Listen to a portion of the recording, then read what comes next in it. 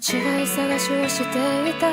何も選べればよかった。そもそも出会わなかったら今頃は二人歩いた交差点、こんなに人で溢れてる。どうして君じゃなきゃダメか分かってる。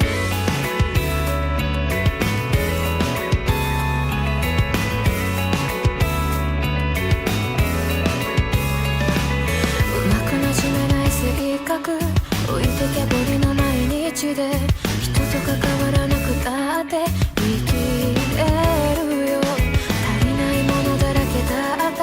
大丈夫なふりをしてた。心の隙間を笑顔で埋めてくれたね。君を失ってから信じることできずに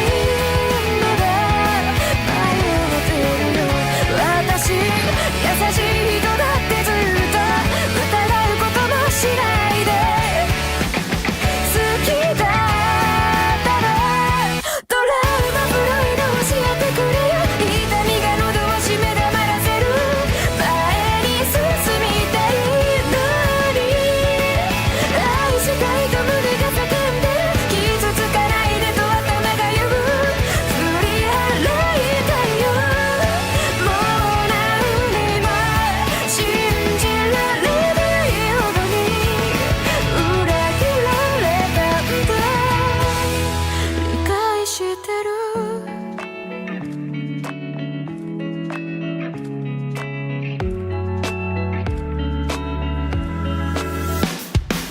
間違い探しをしていた。言葉を選べなかったよ。うまく話せていたのなら今頃は少なくともこんな風に傷口塞げないままでうつろに眺めてるだけの私じゃなくて、死にたい妄想それならどうぞ。2、3個ちゃで飛んじゃって何回やっても積むだけのゲームだし、感情立証盛りが最上垂れ流してるんだ。腐った世界にバイバイ。消えた妄想それでも現状這いつくばっても死ねなくて、息はなんてなくて辛いや。このままじゃ何もかもがもう怖くて踏み出せないんだ。全部君のせいだと言ってしまいたいくらい嫌な人だ私。一人でも生きれると強がって見せてたんだね。嘘つきだね。ドラマフロイドただれたからだ。きっと誰も見たくなんかない。でも私はそのせいで。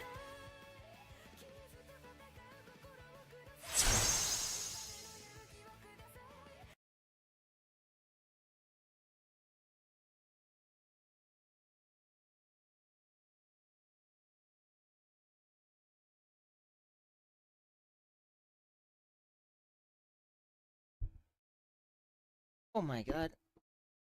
No, that's not yours. Not yours. Morning, everybody. My cat's trying to drink my trying to get my camera working. I turn around, my cat's drinking my berry. It's like a berry flavored liquor. Now, cat backwash, delicious. I hope you guys are doing well this morning. We're gonna be playing Snowbreak today.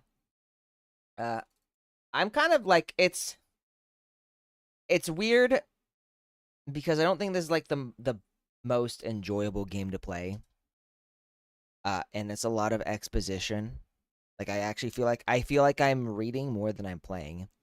So it almost feels like a visual novel. But I'm having fun.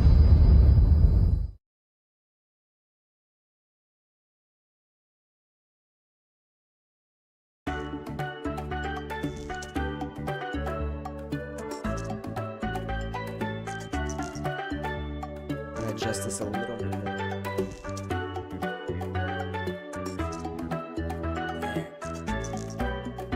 My cat's not here anymore. He was right over here. That's actually the reasons I decided I was gonna stream, because he finally decided to like pop himself down right here, and then he's like, nah, I'm done.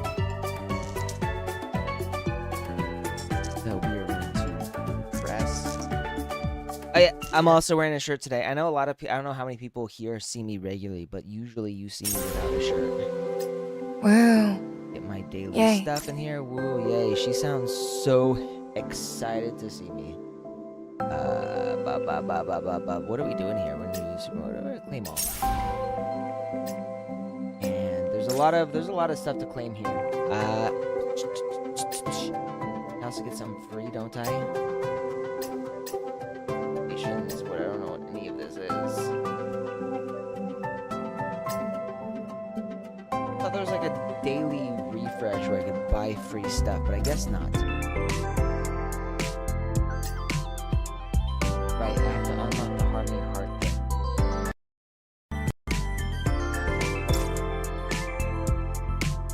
So we'll do this. And the goal today is honestly just to finish this quest because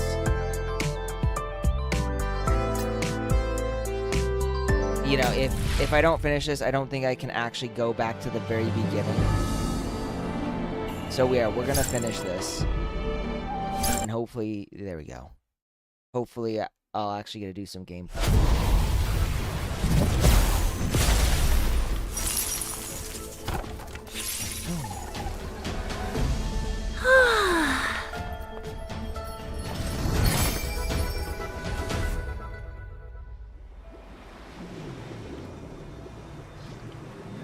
Oh, and there's Chengxing. Finally. Found you.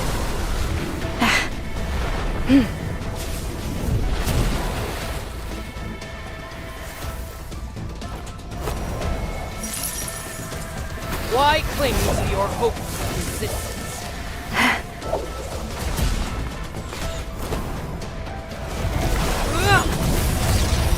I will say, while the art style's nice and the animation's not bad, it's definitely lower quality than something like Genshin Impact, Honkai Star Rail, or Wuthering Waves. Wuthering Waves is fucking gorgeous.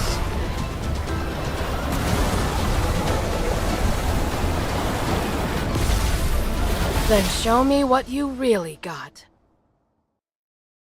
Move out. So this is our- Maintain formation. Feel the area. Fire. Try to dodge this.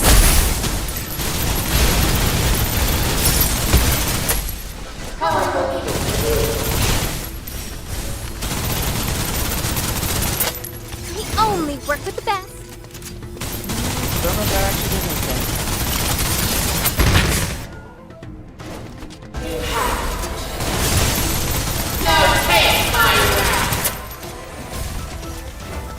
Stay out of zone.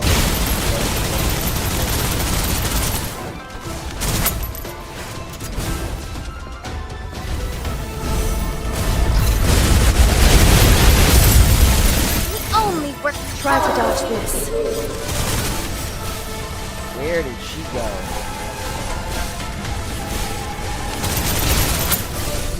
Oh.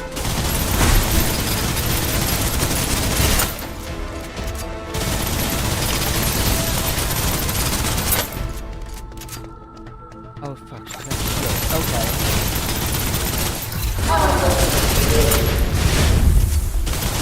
Valhalla awaits. Fully loaded. We only work with the best. What does that do? Oh. Did I win? Celebrate. Why? That was easy.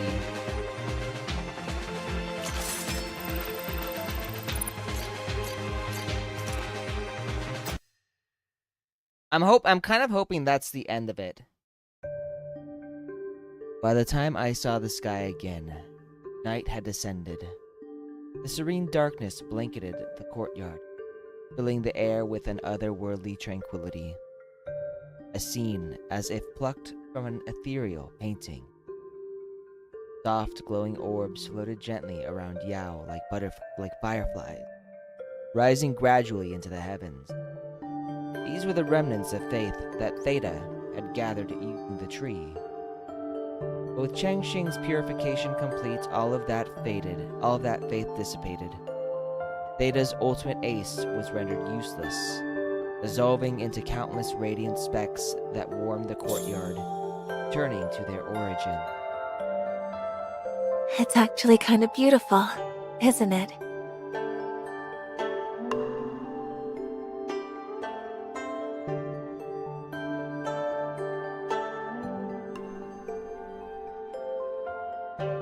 Very beautiful. I have a feeling Genu is not that the adjutant is not talking about the scenery. I watched the girl bathed in cascading light and offered her my heartfelt compliment. And how are you holding up physically? Yao's new exosuit had been completed at the last moment before the mission. There hadn't been any time for her to undergo adaptive training, and she had just unleashed its full firepower in the battle. Adjutant, I didn't want to say anything, but now that you've brought it up,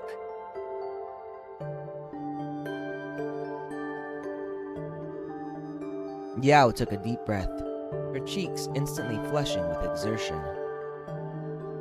She fixed upon me with a silent gaze. I already knew what I needed to do. you really get me, Adjutant. I was this close to collapsing.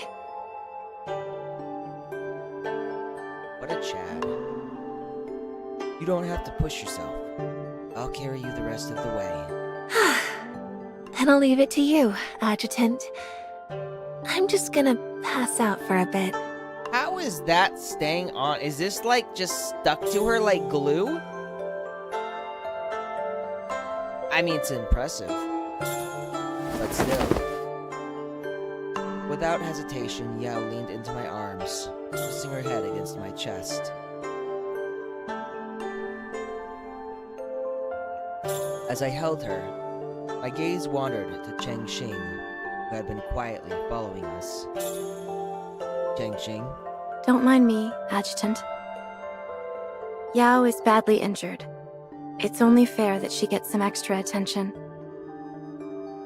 Cheng Xing wore a serious expression, but her response left me momentarily speechless. The words I wanted to say suddenly stuck in my... Did I say something wrong, Adjutant? Noticing my awkward reaction, Cheng Xing grew visibly tense. I felt a pang of guilt at her flustered expression, but I knew I had no choice but to ask for her help. Wow, I am jumbling my words so badly. It's because I haven't had enough coffee yet.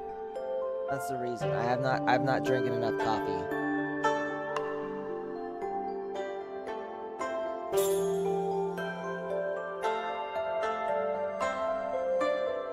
Actually, what I wanted to say is, Yao's completely out of strength. If I let go, she might collapse. You help lift her onto my back. Feng Xing froze. Her face immediately turned as red as a ripe tomato. Her embarrassment so intense that it seemed like steam might rise from her head. Despite her mortification, he dutifully helped lift Yao onto me. Watching her with her head bowed, as though wishing to vanish into thin air, I felt a mixture of amusement, warmth, and affection stir within me. But, you know, there are things you might say don't bother you, but I can't just brush them aside. Next time, wherever, whenever, or however you want me to carry you, just let me know. I gazed earnestly at Cheng Xing. The crimson hue of her embarrassment gradually faded, but the shy sparkle in her eyes only grew brighter.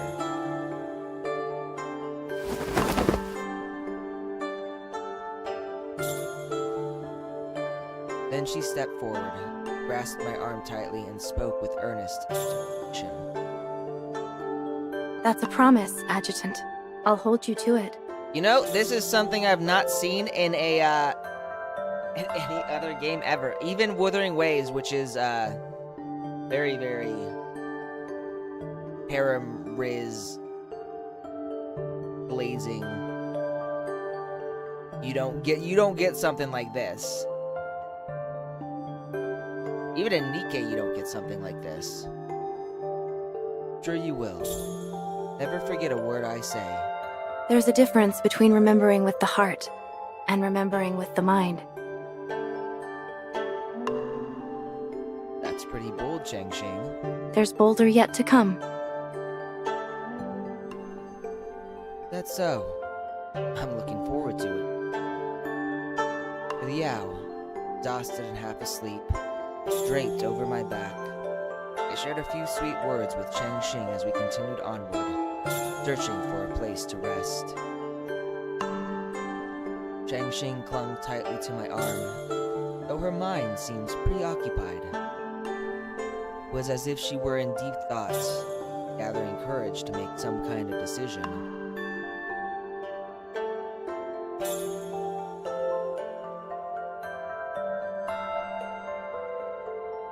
Sometime later, as the battle on the outskirts of the manor finally subsided, others found us. Wow, they look happy. Darling!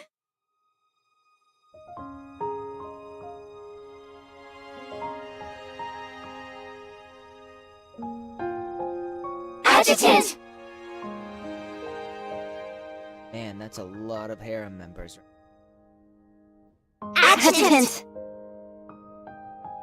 Who is this one? I don't know this lady.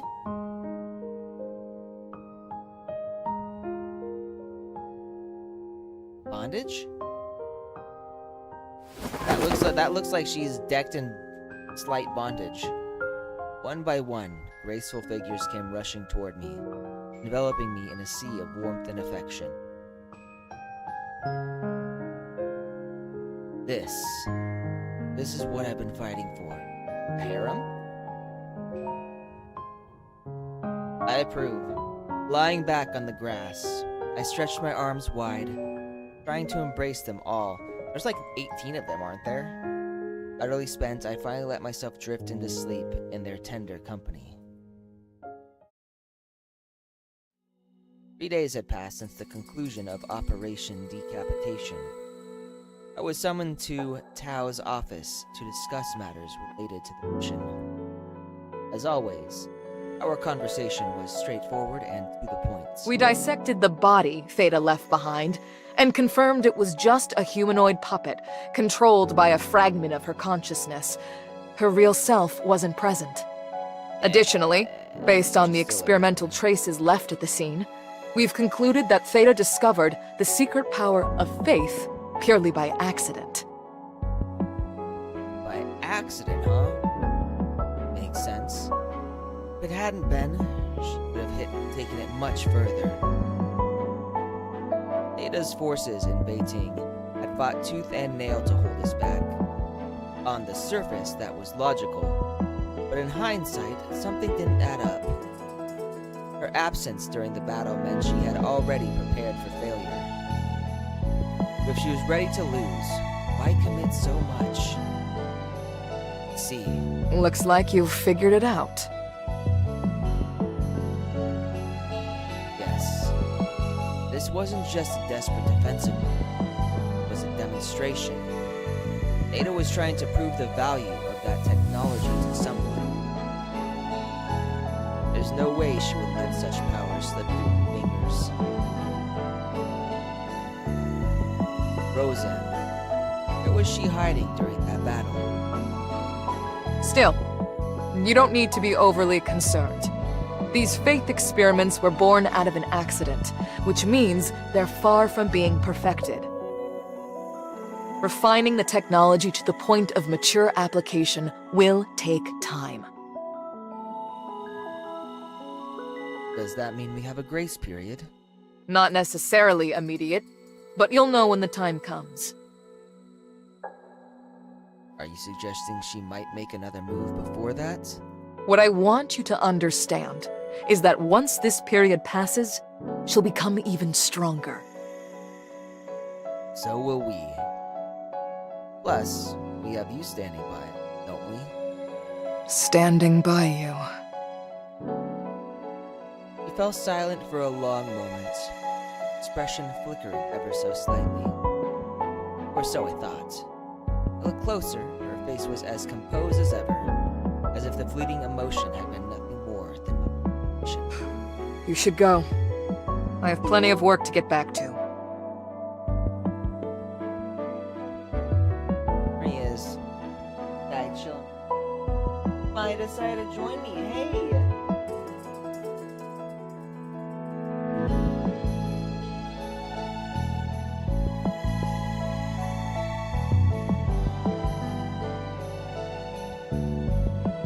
And that's my cat. That's Daiki. How many of you have met him?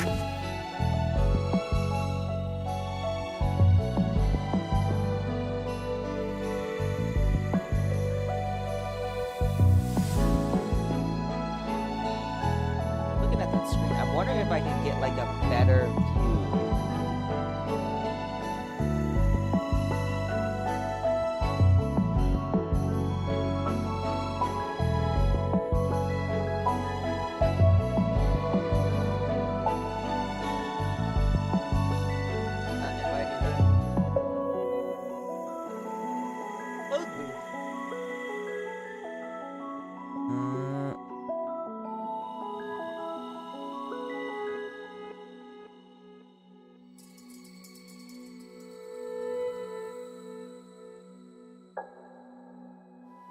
That's the best place for it. That's where you're gonna get the Finished best your view of my meeting? cat, which is the whole reason I changed my setup. I actually can't show you my setup yet, but I pushed the computer monitors back a little bit, primarily so I could give you guys a better view of the cat.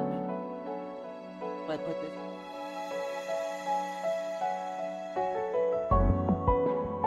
Oh, it's fine. You weren't in there for too long?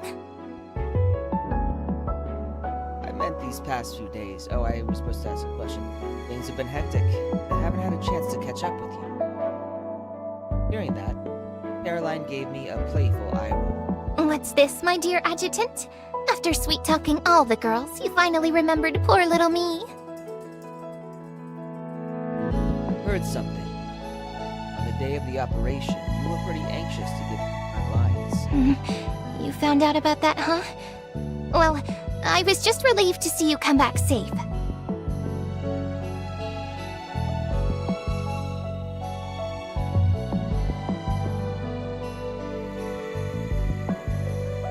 If the chance comes up, think about upgrading your bionic augmentation. Hey, adjutant, just because I wasn't out there fighting doesn't mean I wasn't working my tail off for you. Cut me some slack, will you? I realized, hearing this, that she still harbors some reservations when returning to the battlefield. I wonder what she did. You on should the be worrying more about yourself. Let's see. Your upcoming schedule. Wait, what's this? What are you planning to do with these few hours you've carved out? Harem time, probably. His privacy isn't in job description, officer. Privacy, huh? Fine, I'll drop it. I'm definitely. Just planning make to sure you wear come back Shan. tonight. Someone's expecting you.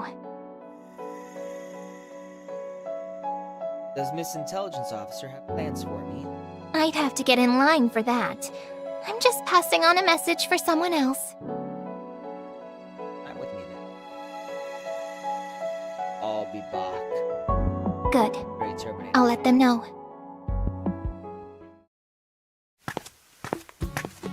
Feeling a rare moments away from my work, I wandered into a quick shop. Did you hear?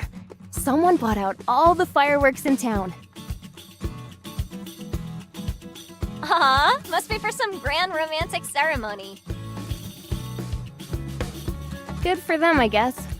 But now there's none left for my birthday. What a shame. It's okay. Maybe you'll get to watch a big fireworks show for free if you're lucky. As I stepped inside, snippets of their conversation caught my attention. A mention of a fireworks show piqued my interest. It seemed I'd have to wait for a restock before planning anything similar myself. Noticing me, a shop assistant approached. Hello. Are you Mr. Adjutant? Yes. Thank you for waiting. Your custom order is ready.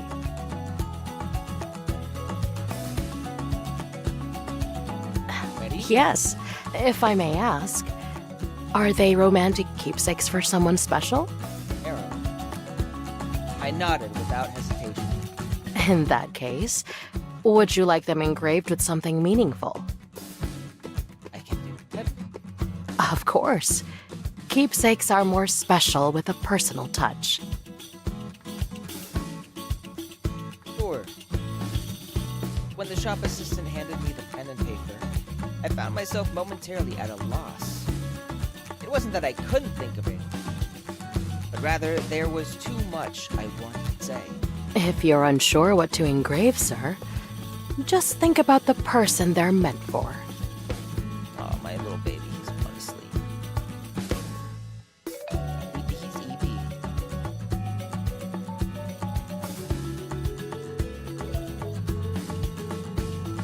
He's definitely tired though. We went for a walk this morning, and he was climbing trees like a madman. He actually got stuck in one of the trees and almost fell off. Lucky I was there to catch him. Memories of the past few days flooded my mind. That moment, inspiration struck. By dusk, I returned to the company building, small yet weighty face resting in the pocket closest to my heart. Where I could begin searching for the people I had in mind, they found me first. Took you long enough, Adjutant. I almost fell asleep.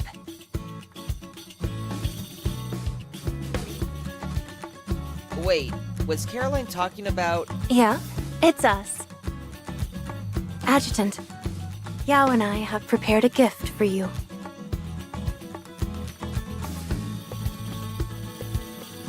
a gift? Come with us and you'll see. I'm betting they bought out the fireworks.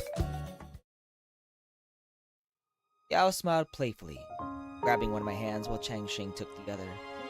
Together, they led me to the rooftop. What's with all the secrecy? It's up there.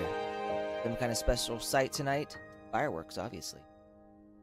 A brilliant sunset, a glowing full moon. I wondered what they had planned, but when we reached the rooftop, the night sky appeared just as familiar as ever. Doesn't look like there's anything special up there. You're right, but there's something special down here. In Shuozhou tradition, after visiting an ominous place, it's customary to dispel bad luck with something festive. It's been a few days, but better late than never. It cost me half a year's bonus, so you'd better pay attention. All right, light 'em up. At Yao's signal, a series of whooshing sounds erupted slowly off the roof. Under the night sky, vivid sparks shot upward, soaring over our heads and into the clouds. There, they blossomed into dazzling, multicolored fireworks. Called it. I tilted my head back to admire the spectacle and slowly lowered my gaze at the two graceful figures standing before me. The fireworks painted the night behind them, framing their silhouettes in rainbows of light. This was the most stunning sight in the world. Well, Adjutant, did it live up to your expectations? It's incredible. I'm genuinely thrilled. Really? Because you don't sound very thrilled. I always sound deadpan. Saying. That's because I need to keep my emotions in check. There's something I want to say to you both, and I need to say it properly. Say it properly? Asking for their hand in marriage. What is it, Adjutant? Pretty sure I'm technically already married to Chang Xing with what happened in the line thing with the hair and the blood and all that. Instead of replying right away, I reached out and gently took their hands in mine. I have gifts for you too. Adjutant? This is...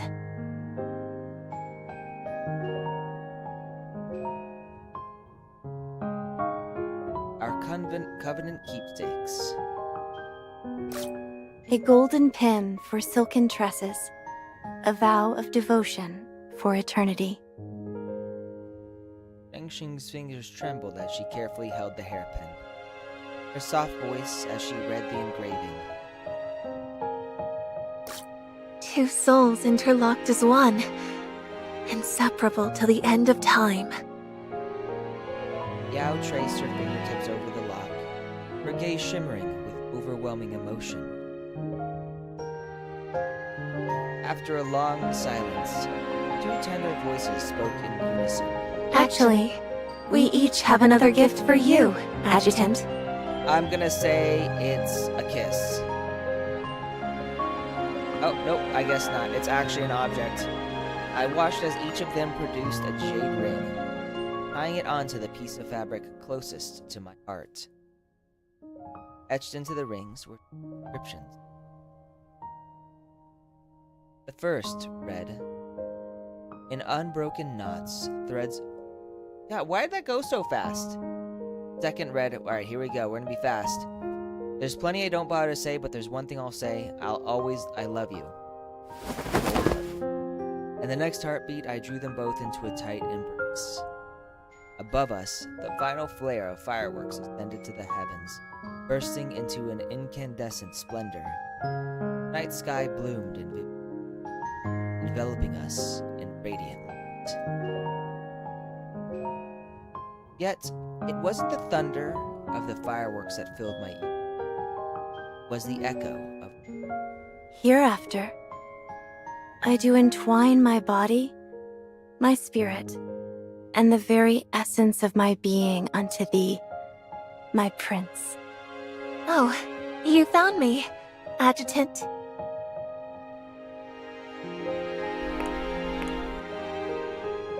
Their voices rippled through my mind, weaving together a symphony that reverberated through my soul. And from that melody emerged a clear, compelling call. That call was telling me clearly it was time to prepare for our covenant ceremony. Covenant ceremony? What the fuck is that? I have no idea what that is either. I'm wondering if this is like something... Ooh, friend system unlocked. Yay!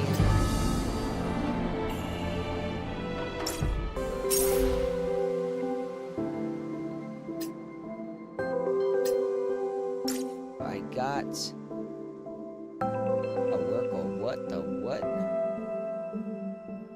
They login rewards log in on 7 days. All state orange operative. Orange tier operative selector advanced manifestation inventory.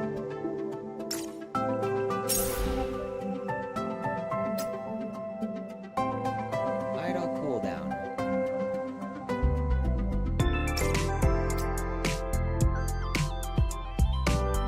We'll equip it.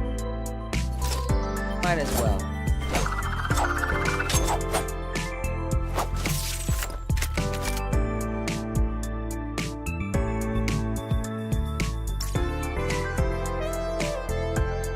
Tasks and get rewards, sure. Provide a safer and better experience for the game. Follow the instructions to complete tasks. You can earn great rewards, making your experience more secure. Ooh.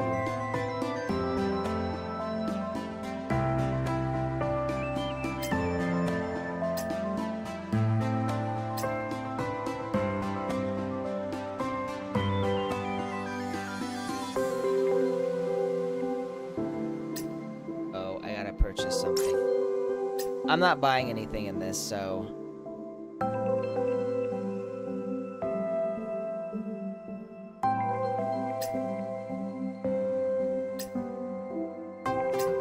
The fuck is all this?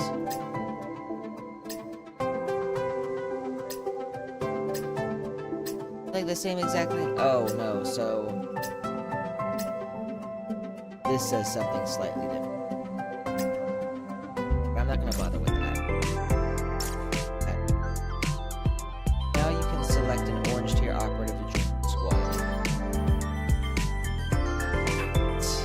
Oh. Let's see, who should I ask? Fenny. I like her. I like Fenny.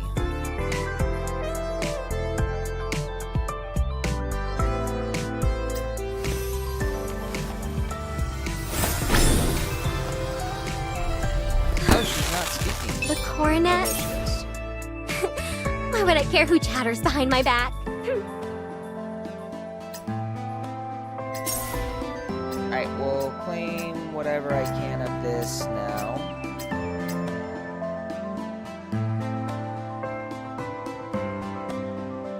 Wow.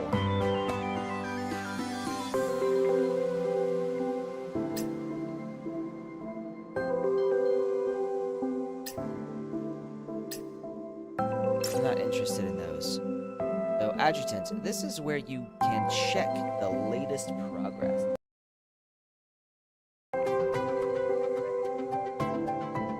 Right there. So everyone really relies on your command. Oh, this is the Cerulean Gateway. Once the vacation spot was settled, everyone sprang into action, packed with uncontainable excitement. The whole base was buzzed with anticipation, and I was no exception. As I tried to maximize suitcase space, a lively blonde burst into my room, hopping over the clutter on the floor before flopping onto my bed and crossing one leg over the other. Darling, I just got back from the R&D department and heard you all decided on the destination without me. To sleep.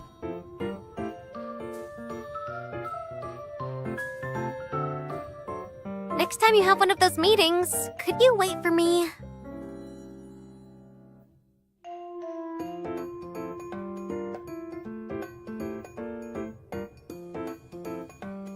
Just little baby. Isn't he adorable?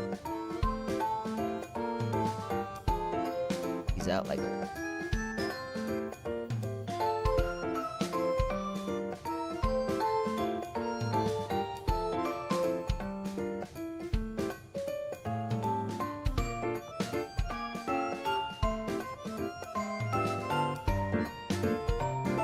I can't just let them whisk my darling away somewhere without even telling me.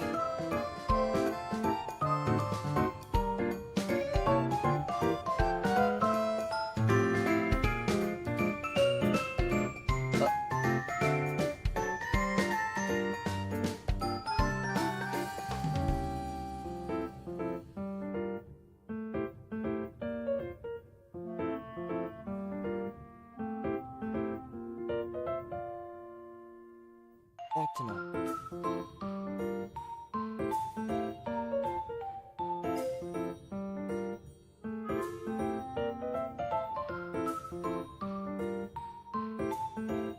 Benny's playful protests carried a trace of teasing pout, but her voice sweet as velvet, her gaze dripping with affection. All right, next time, we'll wait for you before deciding. I closed the suitcase and let myself fall beside her. My hand slipped around her waist, fingers naturally finding those golden strands. I made the call fast because I just knew you'd love it. Oh, really? She gave me a skeptical look, then nestled her cheek against my chest, a silky lock of her hair brushing playfully at my neck. It felt like a sweet and flirtatious trap. If my answer failed to satisfy her, she'd make me pay. I figured your new swimsuit would be perfect for the Heliora Sea. Huh? How'd you know I got a new one? Stocking, obviously. She perked up in wide-eyed amazement. Didn't you say the old one wasn't sexy enough? So I figured the new one must really show off that dazzling figure, and I'll bet the color's as bold and radiant as you are. My fingers drifted down the line of her back, slowly tracing out a sensual curve. In my mind, I could already see it. Fabric clinging tight, or barely there, straps framing her in all the right ways. Impossible to resist.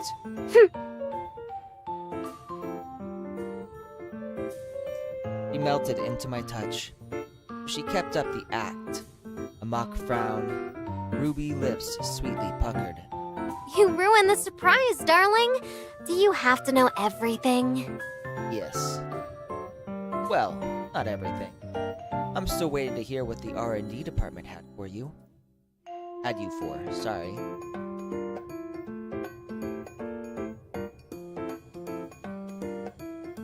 I sometimes wonder if I might be slightly dyslexic.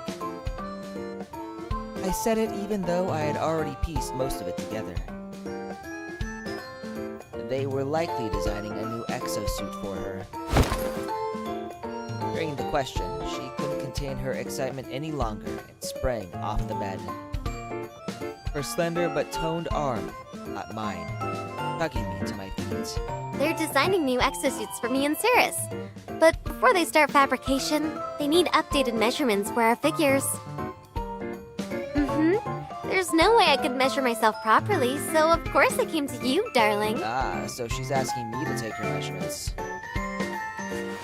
She pulled a soft measuring tape from her pocket, looping it around my finger as she spoke. Her voice as sweet as her touch, sending a ripple of tingling heat straight through me. Wouldn't it be more accurate to use the medical department's scanners? No way! I'm not letting some cold, soulless machine touch me. Your warm, gentle hands are just what I need. Before I could reply, her clothes slipped away like falling petals, stirring the air with a breath of warmth. Sunlight poured through the window, brushing against her alabaster skin and tracing every graceful curve with a soft, golden glow. Guess we're doing this.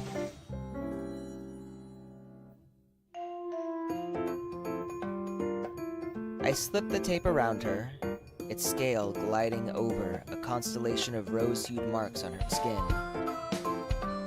As I logged each number, my fingers moved with familiar ease, trailing gently across the tender signs left by passion's fire. So, basically, I'm familiar with her skin, and those red marks are hickeys. Got it. I approve. A sultry current shimmered between us, coaxed forth by her soft moan, rustling the bloom she'd become. No way! Oh, so she likes it. I want those marks everywhere. On my neck, my back, so everyone knows how madly in love we are. I do like a girl who knows what she wants. Her voice rose with playful pride.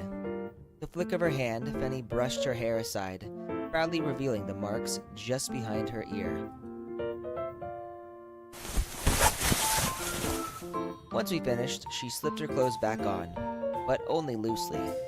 The straps hung barely from her shoulders. It looked careless, but every detail whispered intentional seduction. Say, darling, did my waist get slimmer? And what about my bust? Did it go up? I mean, you've been giving some very hands-on attention to this area, right? Ara. Oh my. According to the numbers, your figure is just as perfect as ever. I knew it. Wait, what?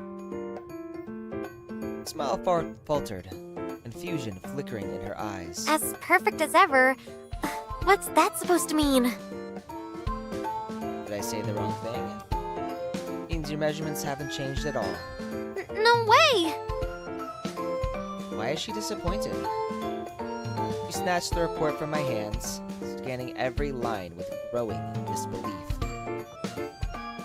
Oh boy, she's sinking into the floor. Her fingers gave her waist a doubtful pinch, and just like that, she deflated like a popped balloon. What the what? Did the weeb welcome? You are the first person to actually talk on this chat. I've just been yapping away myself and reading. How's your morning going so far? I've been working out like crazy, and it didn't help at all. That's not true. It helped maintain that perfect figure of yours. But even so, my compliments didn't quite settle her doubts. Tapped her lips, lost in thoughts. Where'd I go wrong? I've been doing my workout routine pretty much every day. Probably your diet. Maybe you're eating too much. Same one every time? Yep. I didn't feel like memorizing a bunch of new moves. Oh, in that case, sounds like your body's hit a workout plateau. Huh? What's that? When your body gets so used to the same exercise, it stops reacting. This actually does happen. Game is way louder than me. Right. I will... Starters, let's do this.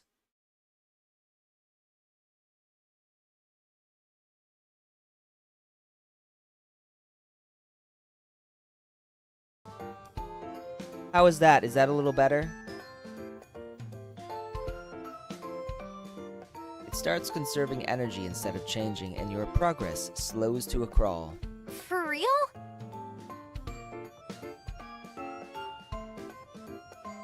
Covered her mouth, eyes wide in astonishment. But that shock quickly gave way to quiet disappointment. If I'd known that, I would have pushed harder. You're already perfect, Venny. Even if you didn't try, I'd still be crazy about you. Really? You're not just saying that, right, darling? So I did adjust the volume on my speakers. So hopefully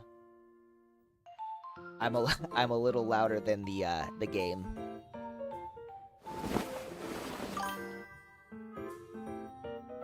Nice. I'm glad I can just go into my mixer and change the volume slightly. It's actually the same volume for me, but I think it's different for you guys now. Words alone weren't enough. We shifted closer in my arms, searching for reassurance through the heat of skin on skin.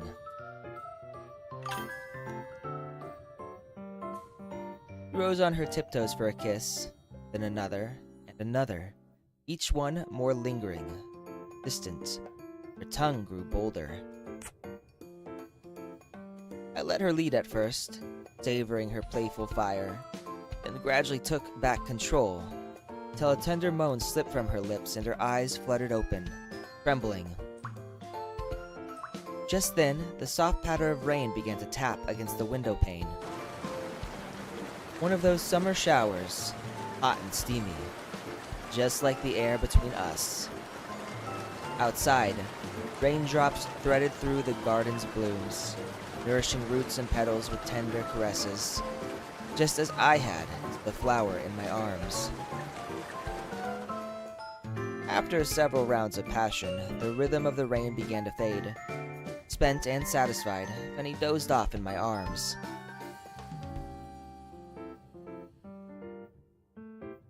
Look at this little guy. Isn't he like the cutest thing frickin' ever? That's my son, by the way. He's so done.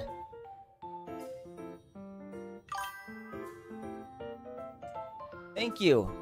They match my cat's ears. The whole reason I got them was because I got a cat, and I'm like, you know what? I want cat headphones now. And let's see if I can adjust this a bit more, just so... No, slightly this way. There we go. Now we're a bit more centered, I think. Wonder if I...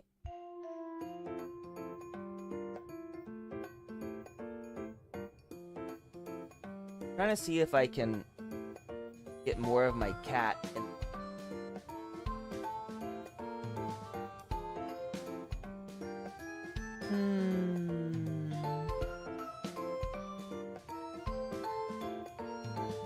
Hang on.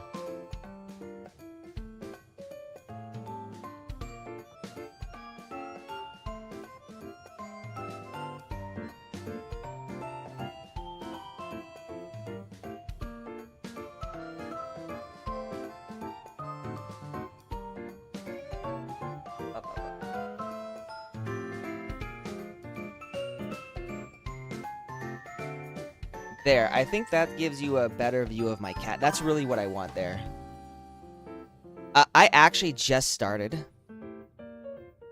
Like, a few days ago, so... They it's interesting because when I started playing this, you don't start at the beginning. Like, they introduced a bunch of characters and things that were happening, and I had no idea what was going on. Oh, Sinopa Publishing! Hey, I think this is the first time I've actually seen you on my stream. Not much, just playing Snowbreak today. Or as Sid the Weeb calls it, Snow Peak. As I left the room, I took one last glance. The sheets a tangle, the air still thick with sweetness and heat. So basically, the adjutant just had sex with someone. Ooh. Me and Fenny got it on. Looks like I'll have to do some serious tidying up later. You know, it's interesting. So the whole reason I actually got this game was because I heard that the adjutant had romantic entanglements with the various female characters in the group. Unlike the vast majority of other gacha games.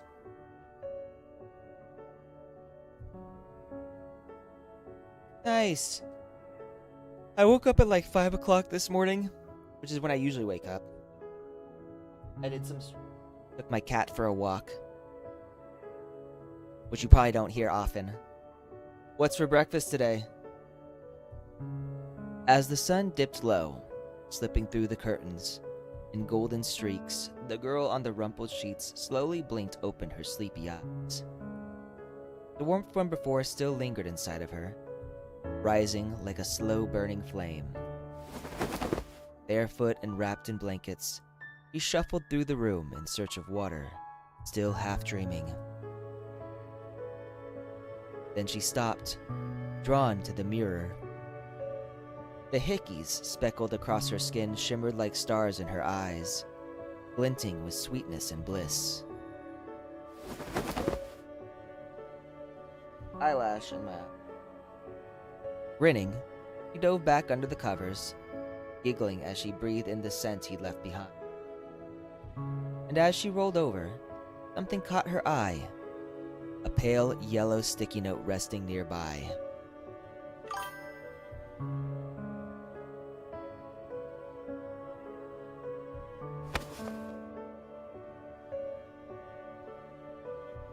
So I didn't even know that. You see that? That's why this is so weird. Like, they don't... While the game itself is pretty fun, one thing I didn't like is how I literally start, like, at the end game.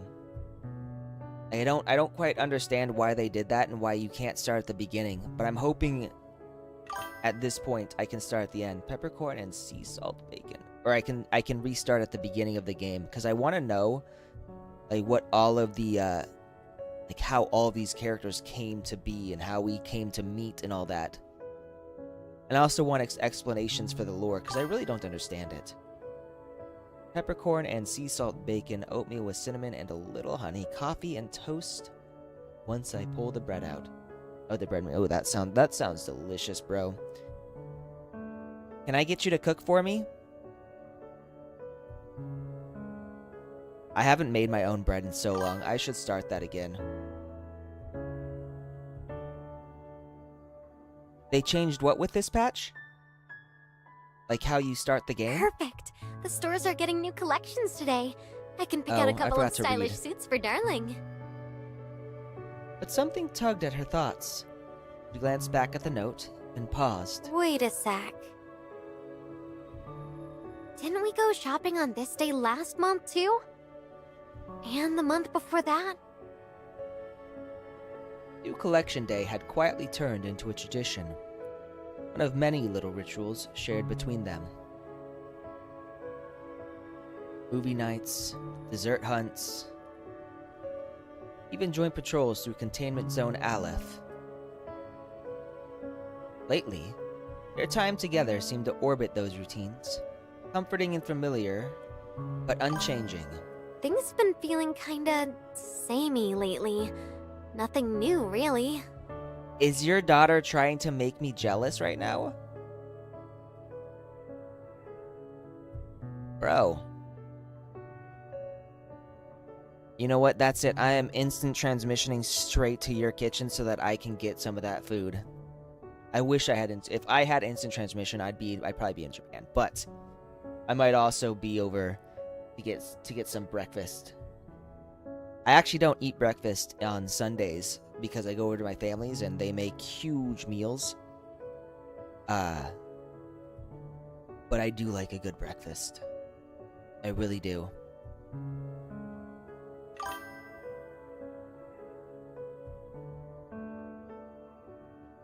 Tell your daughter that I'm very jealous of her.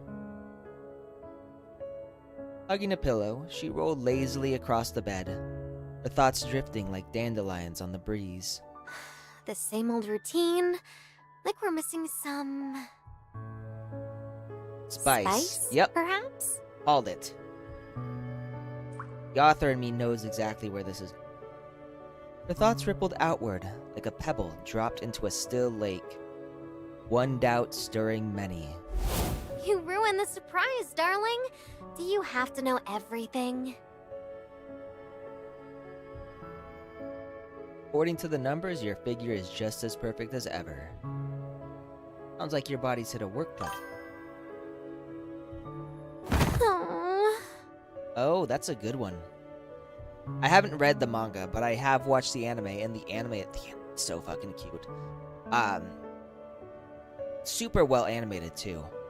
I love the art style, the animation, the story's very cute. I do wish Yor got more screen time and was a little more important. And I do hope that the romance between Yor and Lloyd goes somewhere. I feel like it's kind of stagnated. They're on what, like chapter 300 something? Like they're pretty far along. I don't think anything has actually really happened between Yor and Lloyd.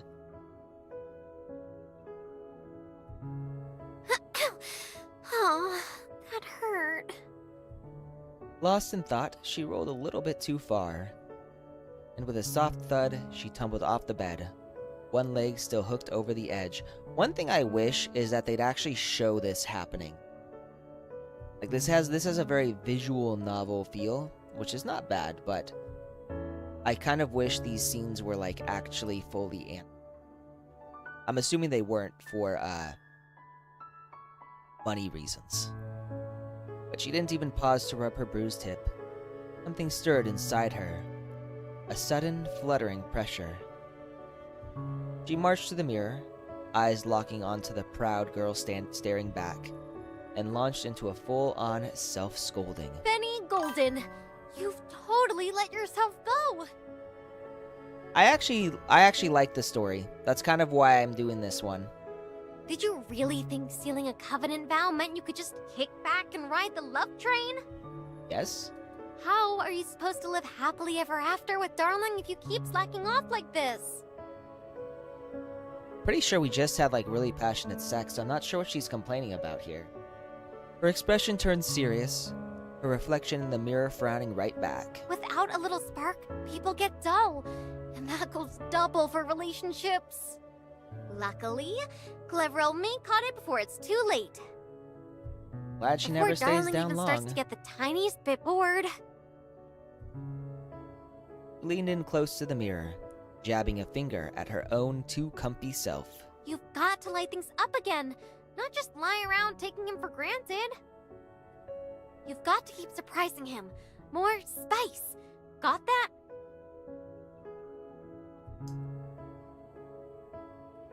So, Sonopa Publishing, I don't know if you want to show your... Do you want your daughter to see my cat? This guy right here, the one sleeping? Gave herself a firm nod, and her reflection nodded right back. That earned a satisfied little smile. Darling's probably buried in work right now. All those battle plans and strategy meetings. Then we'll make it happen during the vacation.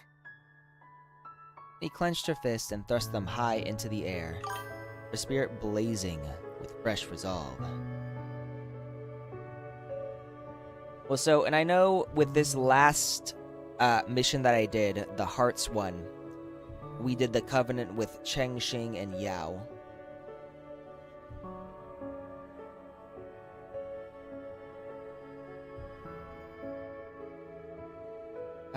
Chew. I don't want to be too loud. I don't want to wake my cat. So after this, will I be able to start at the beginning? Just as I was buried in reports, my sudden sneeze caught me off guard. In the hush of the command room, it echoed like a gunshot.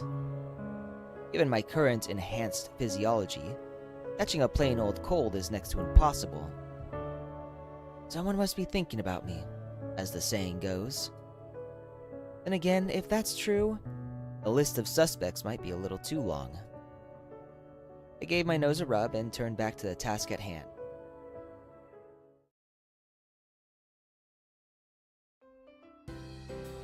Time slipped by, and before I knew it, Heimdall Force's vacation had arrived. As usual, the girls were split into 2 travel groups, flying out a day apart. I'm a little jealous.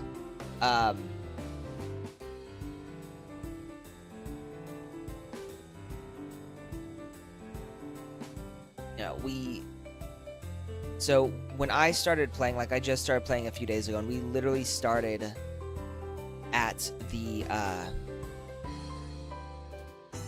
Hearts of Unity one where you marry Cheng Xing and Yao. The spacious cabin buzzed with chatter, all lively and loud. Fenny, usually the life of the party, was oddly quiet. She perched by the window, wearing a faint, mysterious smile, occasionally clicking her tongue or muttering under her breath. At this rate, we'll probably need 3 flights for the next vacation. Is she saying my harem is gonna grow? Doesn't matter how many rivals show up. I've got the sharpest romantic instincts of anyone. My prize must be a lifetime of happiness with Darling. The more she thought about it, the brighter she beamed, her eyes curving into crescent moons. What's going on in that head of yours? You're grinning like a cat that got the cream. Huh? Nothing. Caught mid-scheme, she flailed into full denial, hands waving wildly as she tried to play it cool. Sus. To keep a closer eye on this unusually quiet Fenny, I moved over and took a seat beside her. I've sworn I heard you muttering something about instincts. Oh, that? I was just saying... You should work on sharpening yours, Darling. I've got sharp instincts, what are you saying? Everyone's already got their eyes locked on you. Even without Fenny pointing it out, I could feel it. The heat of those sidelong glances all around me. Each girl clearly had her sights set on the seat next to mine. A quiet tension hung in the cabin, air itself taut, humming with a sultry edge of rivalry. Want me to handle it for you? Her breath brushed my ear like a feather, warm and laced with that sweet, unmistakable scent of her. She gently guided my head down into her lap, cradling it like something precious. If you're tired, Darling, why not take a little nap? Raised her voice just enough for everyone to hear. Right on cue, a chorus of sighs rippled through the cabin. Aww, and here I was hoping the adjutant might sample my exclusive in-flight service. Guess that's off the table. I'm kind of curious about this exclusive in-flight service. I smell jealousy in the air. Yeah. Yeah, is she even a cat girl? Or does she just have ears?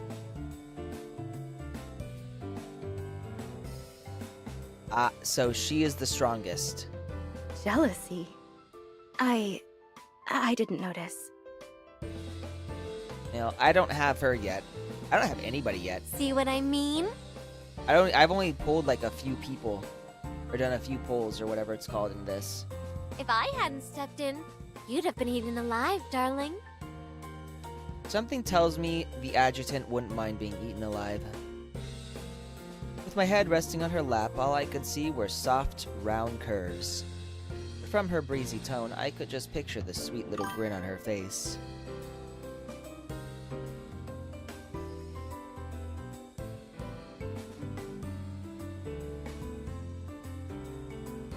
Yeah, so we started on chapter... let me look this up. My head...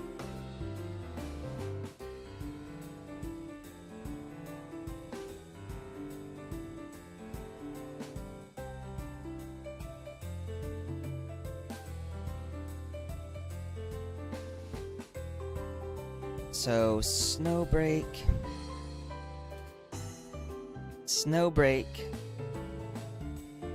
Hearts, in Harmony is chapter...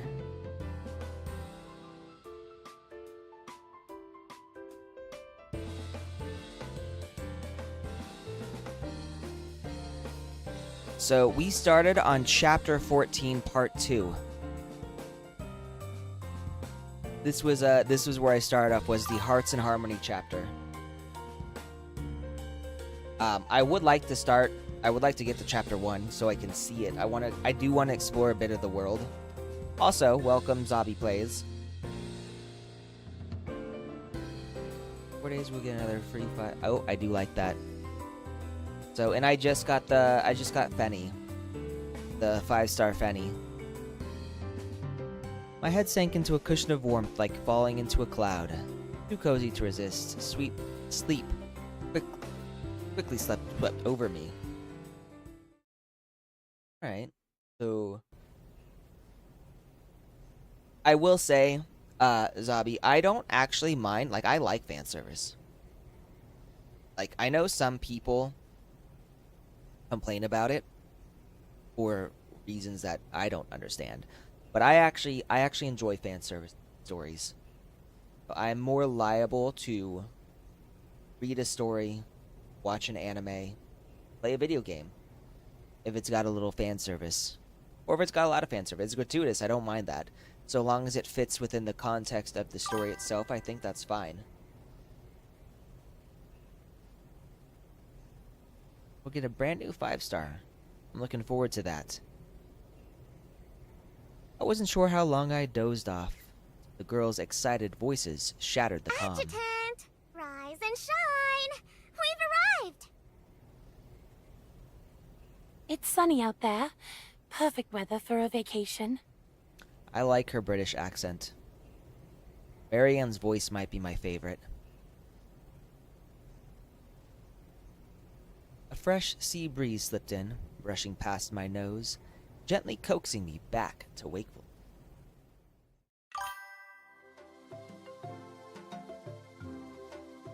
Oh, nice. Well, here's to hoping I can get a good 5-star from this, then. I don't know. I think I've only got Benny as a 5-star right now. Outside the window, the cerulean blue sea stretched wide and gleaming, crowned by towering complex. Its domed, curved glass roof caught the sun like a jewel. Ah. That's like how I started Nikkei. I started because the girls were hot, and the fan service looked good, but the story is intense. A really intense story. I need to get back into that, honestly. I usually play it on my phone, though. Outside the window. Oh, right, I already read that.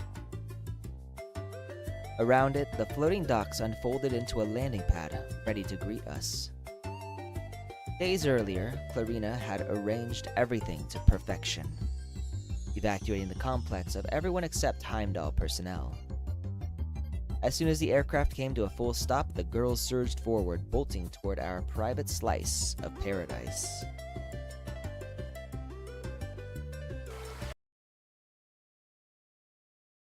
$65. Oops. Behold, Professor Frisia's flawless dive! I still say Freesia sounds a lot like Juju. I don't know how many of you have watched My Dress-Up Darling, but she sounds like Sajuna Inui from My Dress-Up Darling.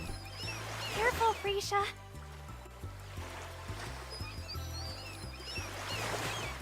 Let's try the slide too. Why is she not dressed in a bikini?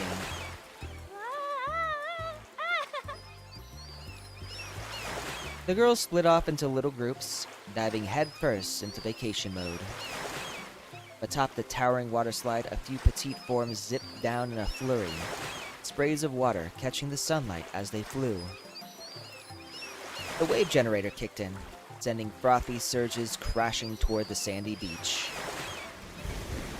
Bowser's sandcastle stood near completion, until a rogue wave surged in and swallowed it whole. Yeah. Bad wave. Oh, she looks cute. That's not her normal outfit, is it? She looks kind of like an Egyptian goddess. Meanwhile, I stretched out on a beach chair, letting the sea breeze roll over me. I sank into the warmth, hoping the sun might melt away the lingering pressure of duty. A vibrant green watermelon suddenly entered my field of view. It's cold and sweet. Want a bite? Damn. What? Mm-hmm. It'd be better if you used your mouth. Oh my god. My gaze drifted to her lips, and for the first time, her icy composure cracked. Her hand went instinctively to her pocket, but came up empty. She'd forgotten she was wearing a swimsuit. Were you trying to grab your terminal and look up how to feed your lover watermelon using your mouth? How did you know?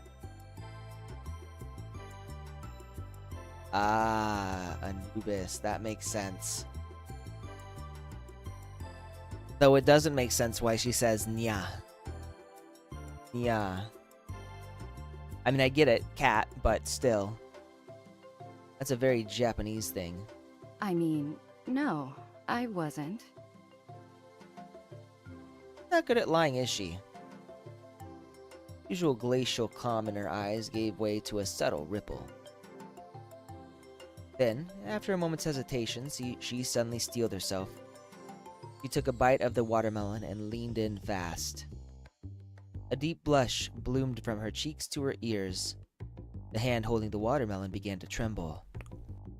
I pulled her close and kissed her deeply, drinking in both the sweetness of the fruit and the cool, unmistakable scent that was hers alone. Naturally, this hot scene didn't slip past Fenny's watchful gaze. Crouched beneath a swaying coconut tree, she spied through a dainty pair of binoculars, tracking every detail of the watermelon kiss from afar. But she knew this wasn't the moment to make her move. She was waiting for the perfect opening. Something grand, dazzling, unforgettable. Whether it was blowing everyone away with stunning fashion design, or single-handedly taking down the Snowbreak Akuma mech, to shine in a way he never saw coming. What could be more romantic, more surprising than that? The thought alone made her grin, and then erupt into uninhibited laughter.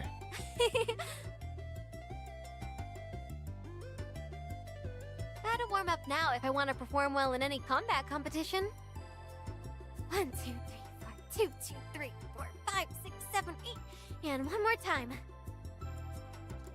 Under the tree, Fenny launched into full-on acrobat aerobics. Nearby, Azure tilted her head, utterly puzzled by the scene. Fenny's acting super weird. Yeah. Yeah. It is cute that she says that. And while she stared, another wave surged ashore, mercilessly flattening her freshly finished kitty castle. Poor girl.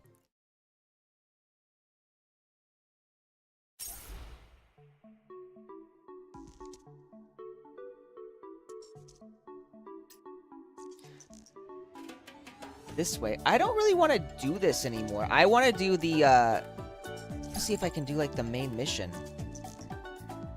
So the company's newly developed power sync device, it can be used to boost an operative's overall combat abilities when they haven't reached the recommended training level. To its technical limitations. Oops.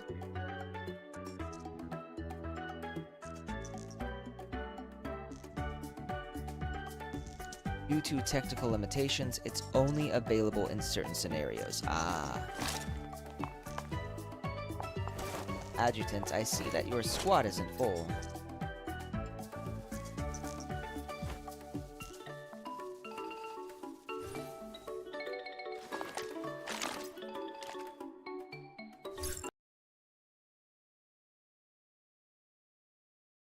I'd like to see who dare disturb my time alone with the contest this time turns out to be a dessert Oops. showdown. How about the pistachio lion jam sundae for my darling?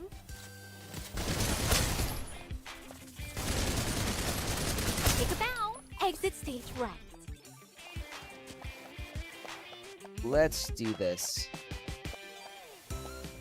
Objective complete. Big surprise. You know, it's really cute how when my cat sleeps, sometimes, like, he'll stretch out his little toe beans.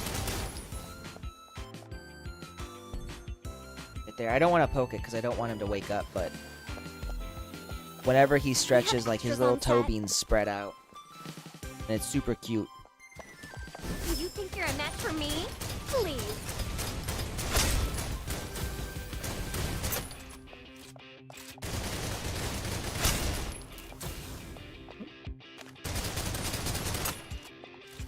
If I need money. No sign of the Snowbreak Akuma anywhere. What kind of contest are we in for today, I wonder? Steal my spot. So this is a Whatever it contest? is, I'm gonna win. 9 long nights, in the name of my own wounds.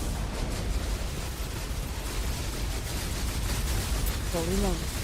Suppressive fire. Ooh. Don't slow me down, okay? We only work with the best. Remember how they moved. No need to panic.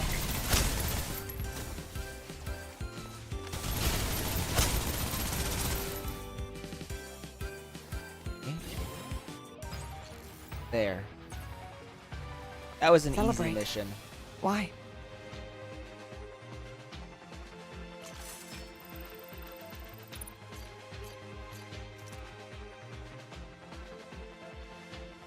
Are these both Fennies?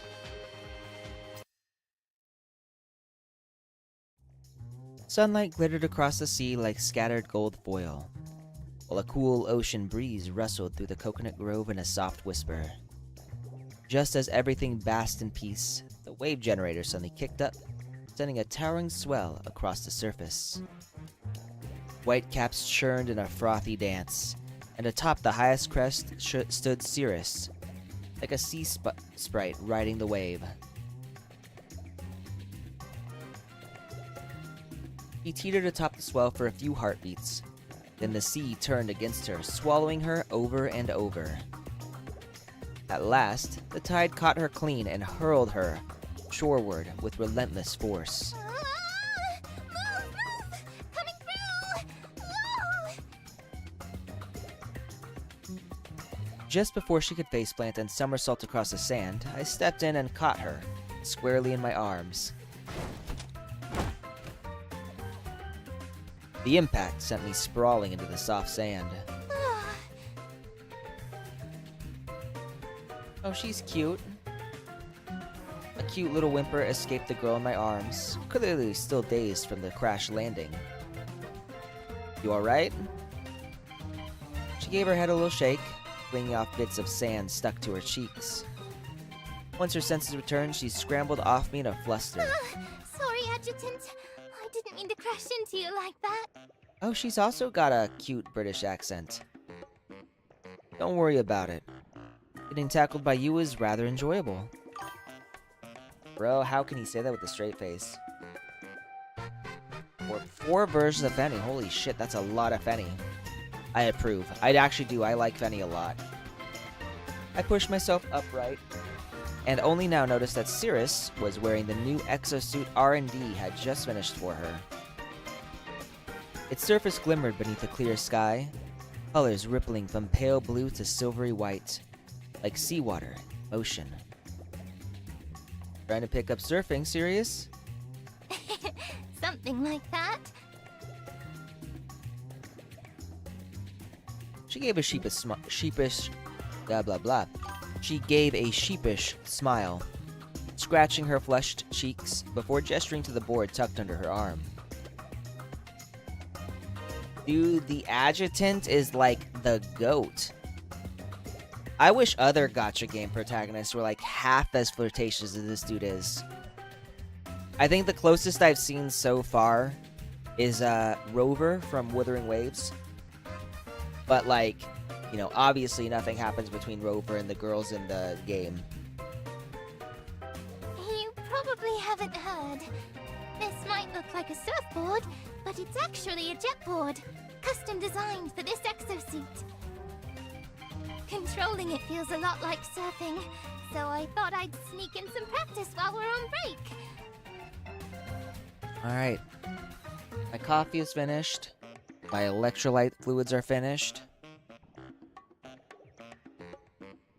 Yeah, well, so the commander in Nikke, he doesn't actually have a romantic relationship with the Nikkes, does he?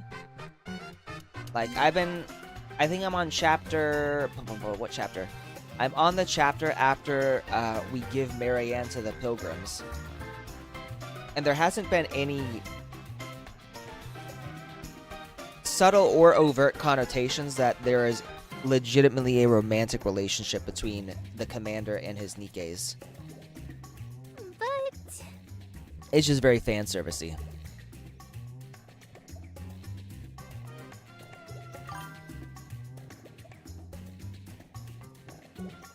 Okay, so we'll get Cirrus. I just can't seem to remember that trick to staying upright, so I keep wiping out. All in the abs. Trick? Uh-huh. I found an online tutorial and even recorded it to play back. But even if I watch it right before jumping in, the second I hit a wave, poof, I forget it. So there have been a few instances where they're flirtatious. But you know, for the most part, it just seems like I don't know how to explain it, but it doesn't seem like there's really anything there outside of a little bit of flirting.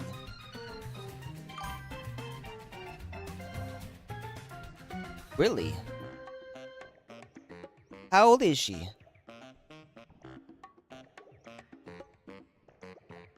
She shook her head, her voice tinged with frustration. I might have another trick that could help.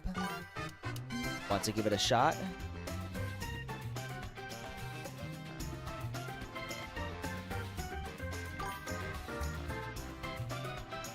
Oh, 27. Nice. So Zabi, I've only done a few of the events, honestly. I think the first one I did was the ghost ship events, where oddly enough they showed off Rappi's Red Hood version, which I didn't even know who Red Hood was when they did that. So, but there were like times where she was very, very flirty. But I always got the sense that nothing ever happened between her and the commander. I think she was just being flirtatious.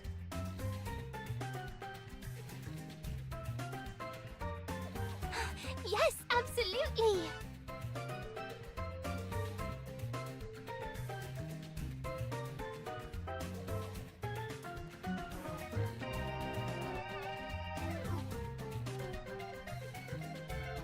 Droplets slid down Ciri's hair, catching the sunlight just like the spark in her eyes. I scanned the beach and found a patch of shade beneath the coconut trees. So how old is the youngest character in this game? Sand looked just right, not too hot, not too cold. Perfect for a training session.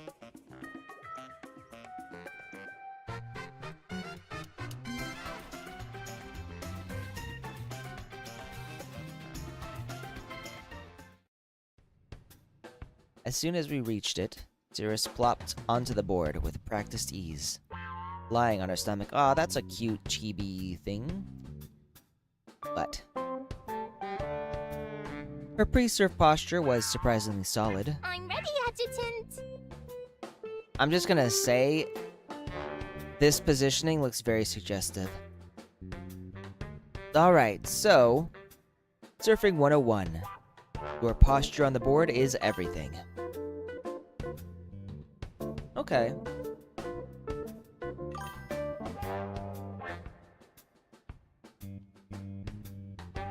I'm getting two answers here. Acacia is 17, youngest is 18. Now, try popping up quickly, like you're catching a wave.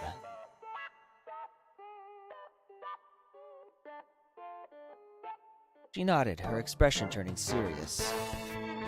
So is it 17 or 18 then?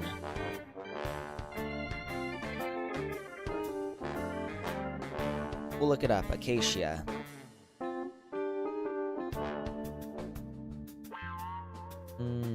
Characters.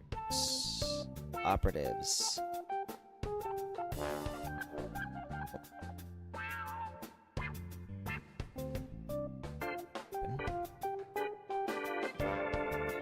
You know what? I can probably just do a search. We'll do Acacia. So according to this, 17 and 360 months.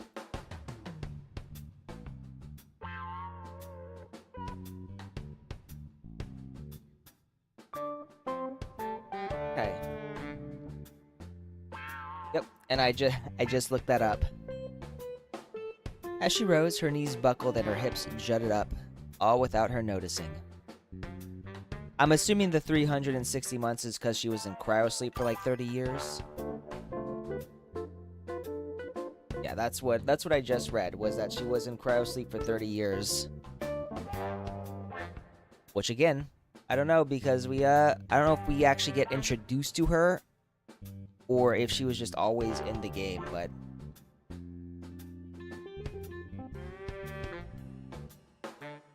again, that's lore that I don't think they showed me because I'm playing endgame content. Pose was adorable, if not a little awkward. An adjustment was needed. Oh my god. A crisp smack echoed across the beach. A soft yelp escaped her, her cheeks flushing pink. Even after removing my hand, I could still feel the bouncy softness. Why are you sticking your butt out so much? Put your weight in your legs. Lower your hips.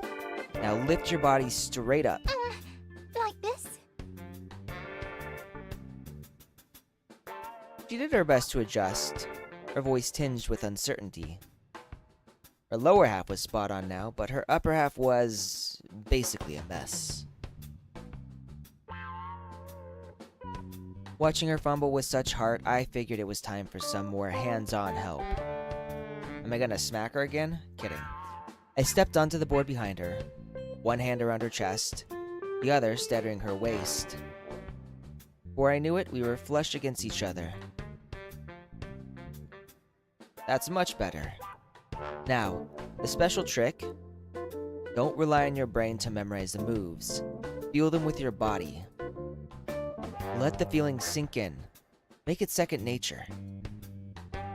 I leaned in close, my voice low beside her ear, guiding her through each motion. Meanwhile, the pale tips of her ears began to flush a soft pink, a subtle shiver running through her. Feeling? Cirrus shut her eyes, letting her senses take over. First came the feel of those hands, rough-skinned yet gentle, anchoring her firmly in place. Then, the steady warmth of that breath across the nape of her neck, sending tingles straight down her spine. The cool breeze at her ankles, the uneven sand beneath them. Every nerve strained to capture the moment, to burn it into muscle memory. Muscle and memory alike. Something wonderful and indescribable was quietly searing itself into her core and her soul. Though, Think it's sinking in. Roused from her trance, Lyra slowly opened her eyes, her cheeks still warm from the focus she had poured into the moment. I think it's working. Where'd you learn that trick, Adjutant? It's a long story. I'll tell you another time. Then, can I try for real now? I gave her a small nod and she bounced up like a springy little deer, grabbing her board and dashing into the crystal blue sea. The waves were just right, and with her fresh insight, Cirrus found her footing and rose to her board with ease. She moved with the rhythm of the surf, blending into the blue like a creature born of water. Adjutant, I did it! I bet she's gonna fall. She beamed from ear to ear, waving at me in giddy excitement. Eyes on the waves! In that instant, the water surged. Cirrus wobbled, trying to stay upright, but the swell won, sweeping her under. Yep. Cirrus, no! I shouted, heart sinking. There was no reply. Moments later, only her board reappeared, bobbing quietly atop the waves. Beneath the water, silence reigned. Sunlight filtered down in fractured beams, as vivid as reef fish flitted by. Or as vivid reef fish flitted by. A tongue twister. Seemed curious about the intruder, kept their distance. Could have easily floated up with just a kick, but she didn't move. Instead, she let herself slowly sink into the blue, drawn by something unseen. Why? There was something hauntingly familiar about this breathless stillness. A strange warmth clung to her fingertips and lips. Not seawater, but something else. Something that felt like a memory surfacing through touch. A slow, aching pressure welled in her chest. Then came the tears. Silence, uncontrollable, vanishing into the sea. Why does it feel so sad? Is it just because I'm drowning? In the quiet, weightless blue, something within her began to babble, peeled away strand by strand. If it's a painful memory, remembering it isn't a good idea. Her mind warned her, but her body seemed to be screaming for something lost, return. The haze, she saw a blurry figure drawing near. That's obviously the adjutant. Maybe. Shards of memory shimmered around him like stars, more dazzling than sunlight dancing across the sea.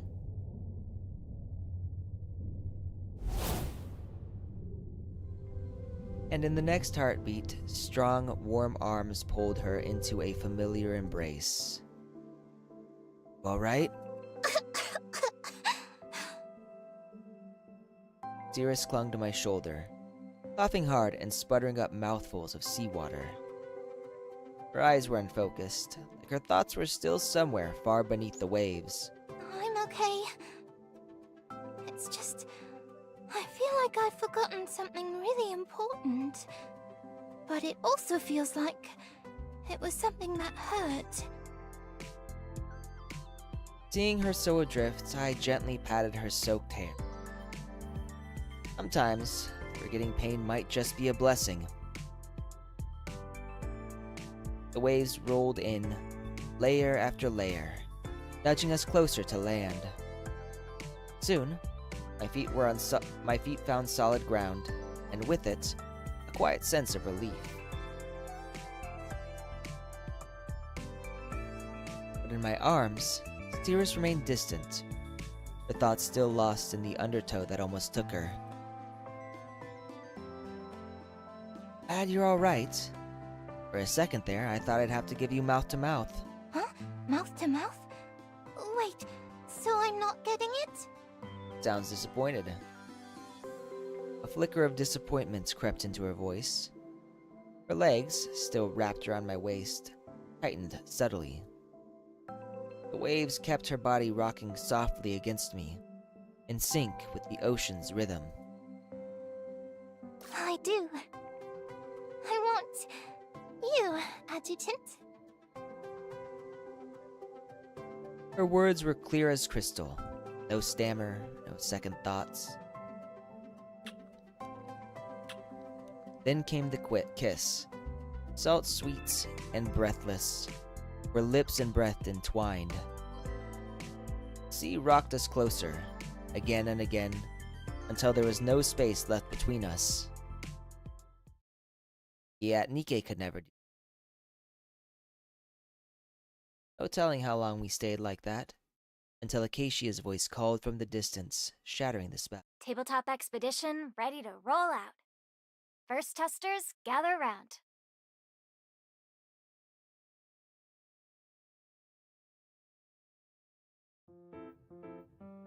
As Cirrus and I wandered over, we saw Acacia had already roped in her first test player.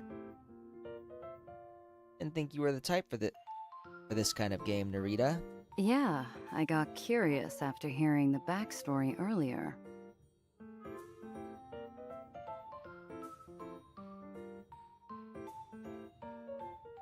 And it's a nice throwback to our days investigating side by side.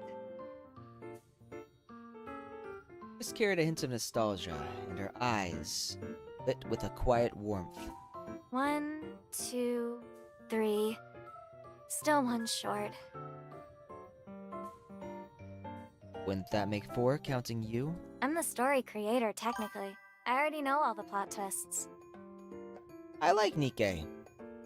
Like the gameplay kind of is blah, but I really like the story. I'd give it a solid 9 out of 10. Also, the girls are obviously a 10 out of 10. If I played, it'd totally kill the immersion. But I will say that, just like with any gacha game, the lack of romance, or like the way they obviously put ships together and don't do anything with them, bothers me. Wait for me!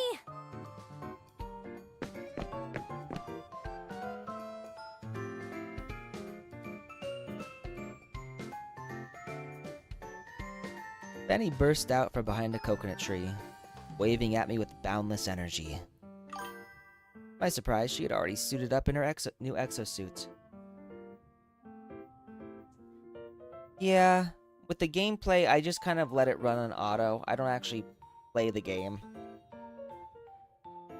Like, I did at first, but it's really boring. Like, not gonna lie. Except on instances where I actually need to be playing, I will always have it on auto. So what's the competition this time? Fashion design? Watermelon relay? Beach volleyball battle? Whatever it is, I'm prepared for anything.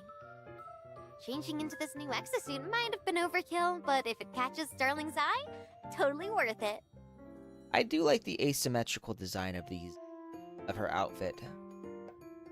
None of those. We're playing a game called Tabletop Expedition. Huh? What's that? Penny's eyes went wide. Clearly not the answer she was expecting. You missed the pre-vacation briefing, so you wouldn't know.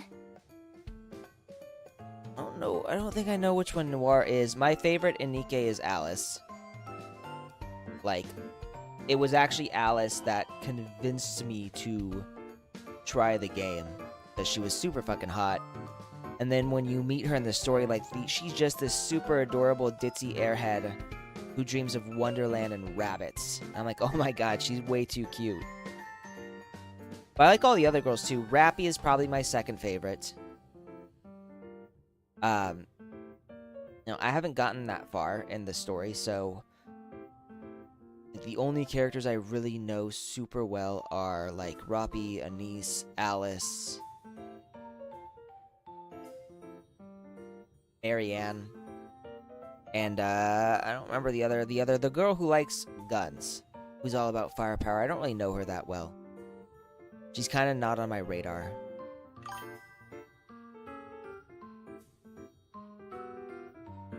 Chocolate bunny, huh?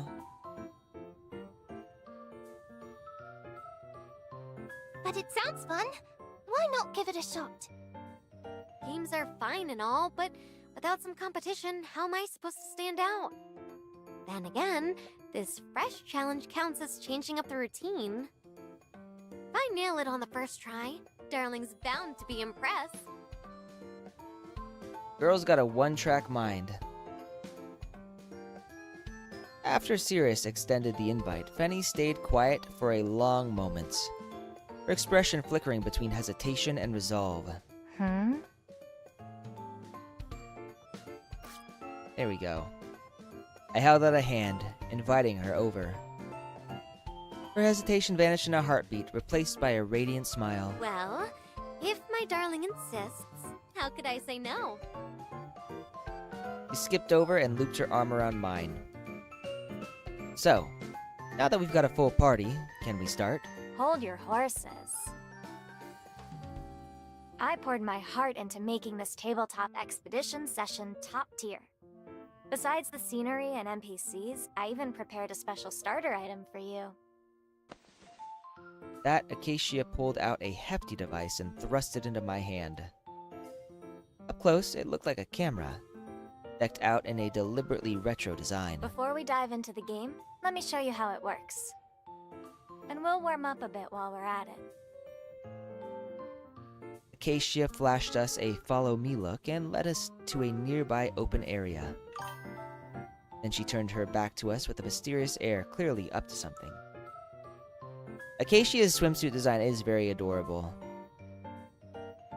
I do like it. I'd say my favorite is probably this one. Okay, so can I frickin' do the original game now? Early trial. Let's go back here.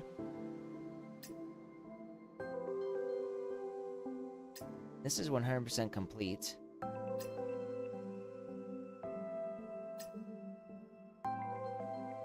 Unlock after clearing the...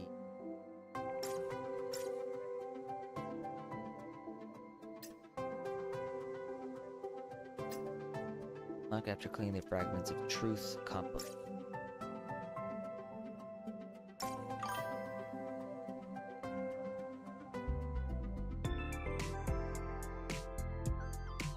You are 100% correct.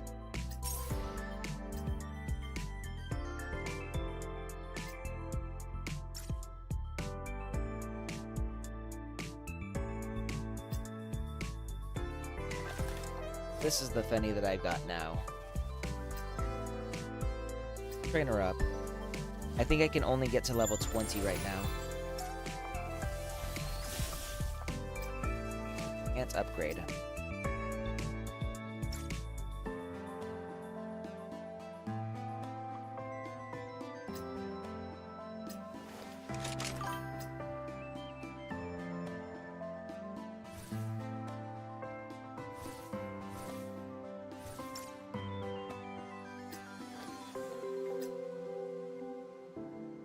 Crown of Thorn state no longer has a time limit. The state will all mercy.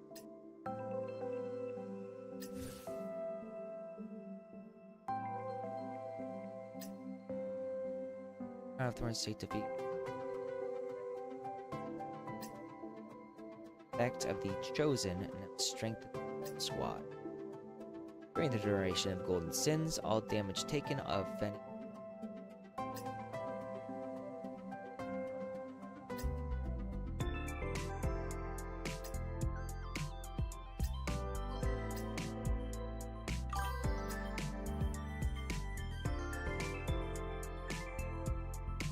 Oh, yes, I did uncensor the game. Hang on, let me do this really quick. Nope, I can't do this. Never mind.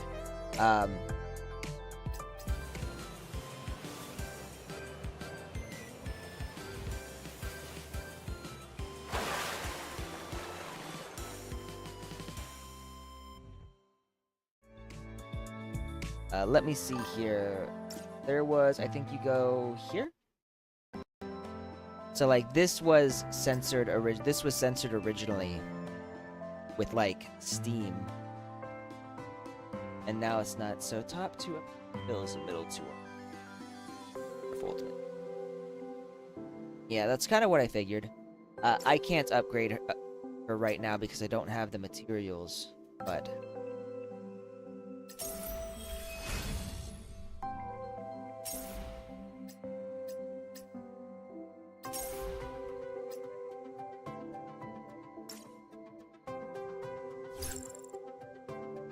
so I still can't do the original.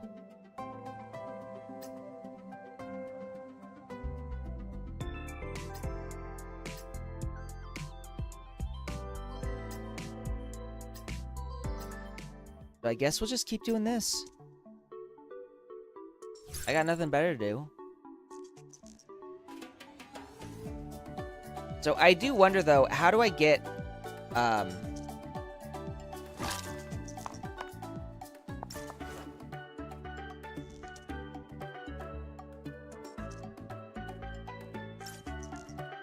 see here.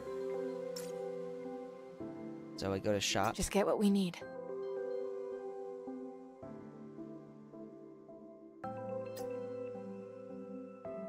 Alright, it's the... What do I need? What do I need here? This?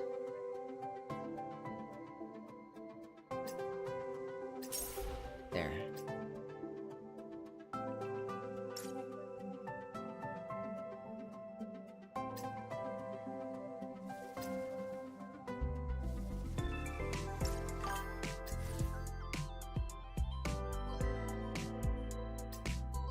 Yeah, I think I got it.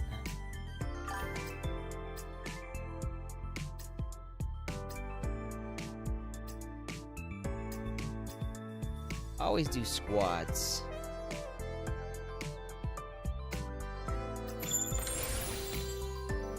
There we go.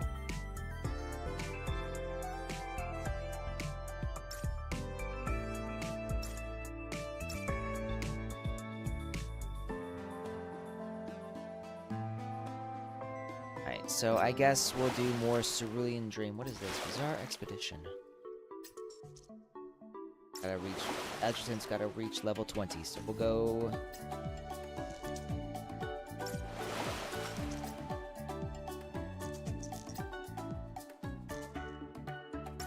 Alright, we'll go main story then. Keep doing this.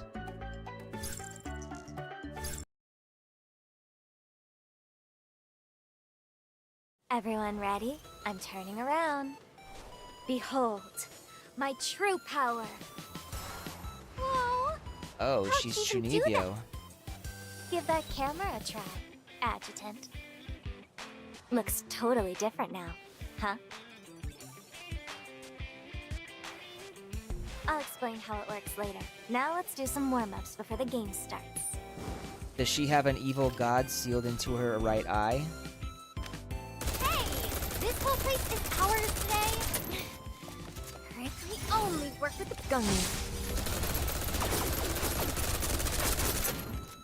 Can't dodge this! Stealing a break together is romantic too. Huh? A dead end? Or is it some kind of visual trick? Just like with Right, Acacia's press eyes? Right click for A. Bingo. Ah! Try using that camera I gave you. I think I just did that.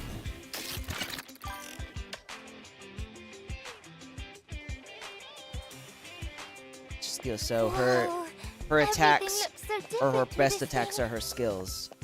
How does it even work? More eyes on... Everything you're seeing is actually masked by an optical veil. Feel the heat! And that camera is a little device I call a veil disruptor. Oh. Just run an optical correction with it, and everything will show its true form. Gungan. Hurry up already! Darling, how about a cold drink and There. a cuddle break?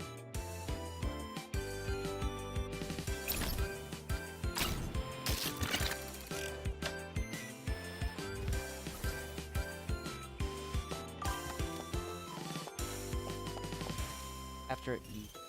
All ammo, but press E again to reload. Got it.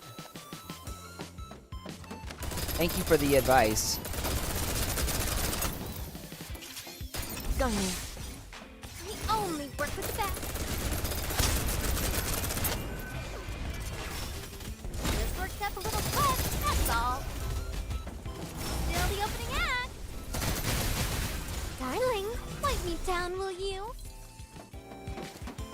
Hold on to this for me, darling.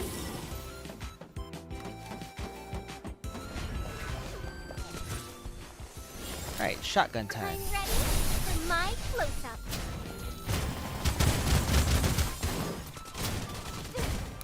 Going up now.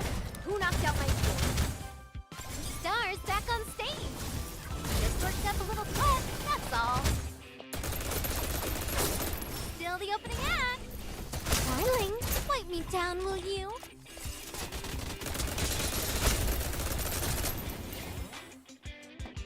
4 out of 4 challenges complete.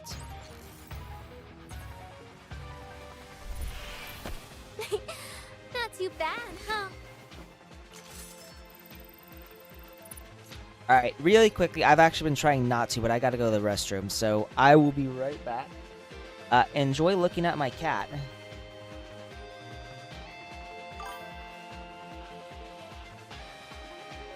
Crosshair is full, you can ult R by shooting after. Okay. I will remember that. Thank you. Be right back.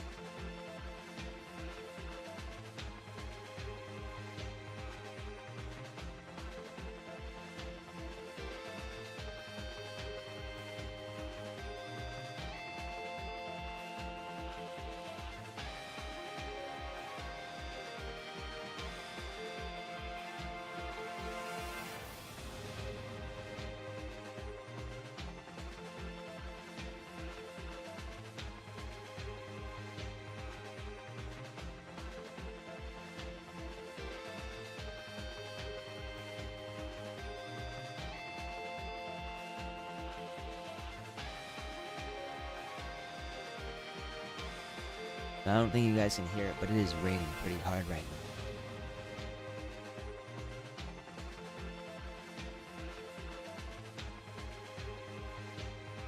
Alright, next stage. Let's make this quick. Got a swim date I've with got- my darling. Holy fuck, I've got 8 mess. Oh. But it's Bumble.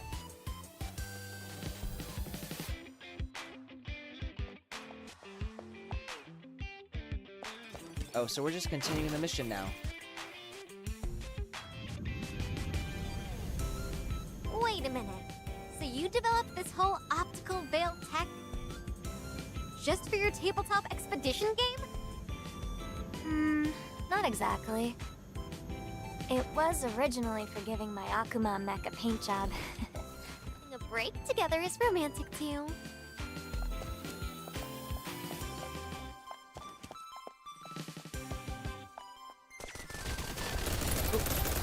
Just worked up a little sweat, that's all.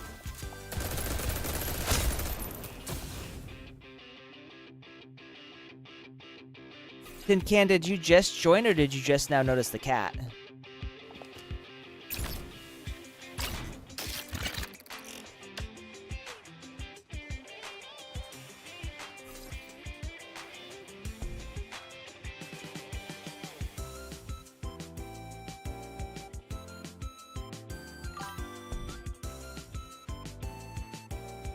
Just joined. Ah, nice of you to join us.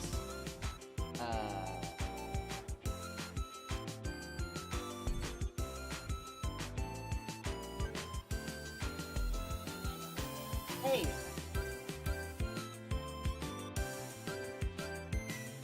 He's gnawing on me right now. And he's licking me.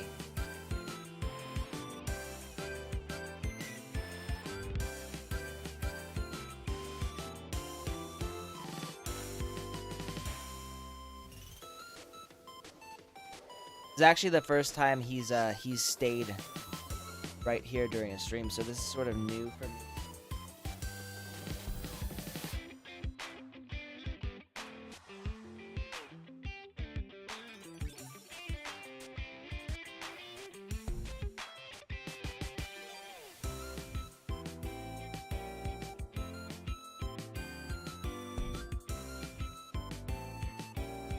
I'll let him lick himself. Alright, maybe now I can actually play. How about a cold drink and a cuddle? Ow. We only work on you.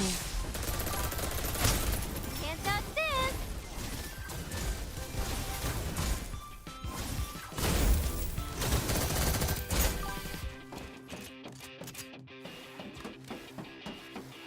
Hold on to this for I'm me, doing darling. pretty good. How are you doing? How was work?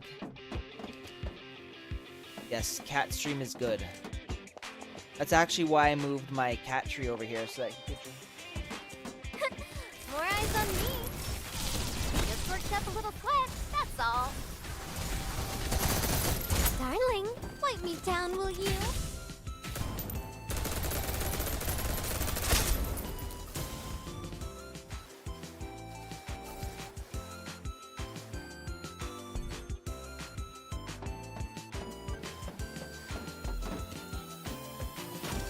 How about a cold drink and a cuddle break? Ooh, it's a balloon blaster challenge. This totally takes me back to our last vacation. Was that one also at a water Oh, wait. park? Although, the vibe here at the Heliora Sea is rather unique.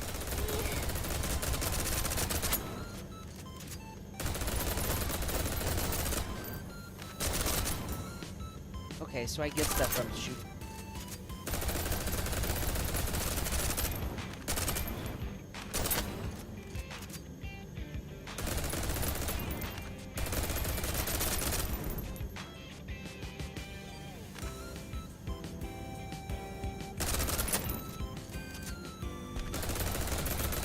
I guess I can't. Let's see if we can start off. Again in a few hours of Damn, man. Well, my Not too stream bad, today is huh? not going to be that long. I'm leaving at around 10 to visit my family. So I will not be here for a significant amount of time. I think like one more What do you hour, think? and then I'm heading Pretty off. cool item, huh? Just don't forget how it works I'm gonna be once the taking my game cat with me, officially too. starts. I mean, the camera's kind of fun, but Penny frowned, eyeing the buzzing drones overhead. what's with those drones that have been tailing us all this time? Oh, they're part of the horror ambiance crew. Just warming up early. Yeah, I usually visit my family every Sunday, barring like unforeseen circumstances. So like sometimes one or more of us are doing something on a Sunday, but provided all of us are free, I drive over with my cat to visit the fam, and I let my nieces play with him. They actually love him. Let me see if I got pics. I got pics. Hang on.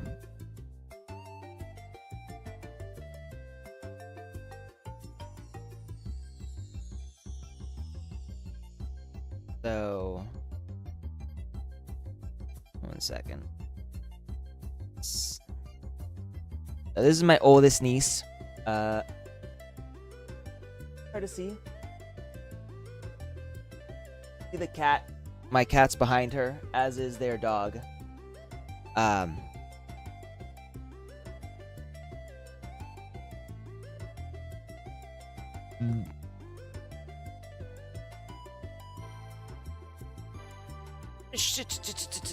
This is my youngest niece catnapping my son.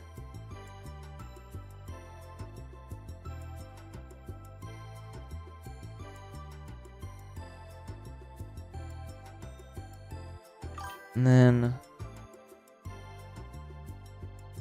got a few more pics. Hang on. I have a lot of cat pics, so unfortunately it's sometimes hard to find the exact pic I want.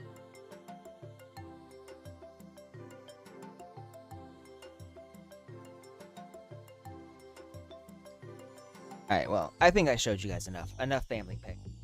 Generally speaking, I don't like to show pictures of my family, especially my nieces, because there are weirdos on the internet, and you know, my nieces are cute as a button, so I don't want some weirdo getting any ideas. Don't worry, they don't have any attack capabilities. Totally harmless. A smug little smile curled on Acacia's lips, clearly pleased with all of her work in the game design and setup. So, can we finally start the game? Mm-hmm. This way, everyone.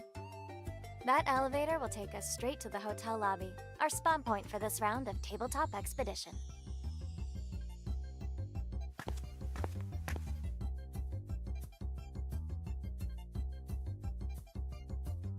Acacia pointed at the elevator and skipped off ahead to lead the group. Thank you. I appreciate that. I'm glad you think they are adorable. Yeah, no, I definitely do my best to protect them from the internet. They like to play Roblox too, so I don't know if you guys know about the shit that's been going on with Roblox and like the pedophilia community on Roblox. But it's been really crazy, and so like I've been very worried about what type of people might try to get closer to them on the internet. I opened the messages to find a short note laced with quiet concern. Adjutant, Merso and I gave it some thought and figured we should come clean. Oh boy, We'll what's be going on playing now? NPCs later on, and we're just a little worried that... Yeah, my sister's actually really good about monitoring who they are allowed to talk to and not letting them accept friend requests from people that they don't know in real life. So I'm not too concerned, but just like I don't want to show them off to others, if that makes sense. And yeah, no, Roblox was wild. So there was a streamer who I guess he pretended to be a minor. She's a very good mom. I'm very proud of her. But on Roblox, a streamer was pretending to be a minor to work with the FBI to catch pedophiles, and they'd get arrested. Then Roblox banned him for catching pedophiles, saying it was unsafe. And now there's that whole fiasco going, and I think like the state of Louisiana is suing Roblox for endangering children. Which I hope, honestly speaking, I hope they get absolutely reamed. I do not like the Roblox community. That,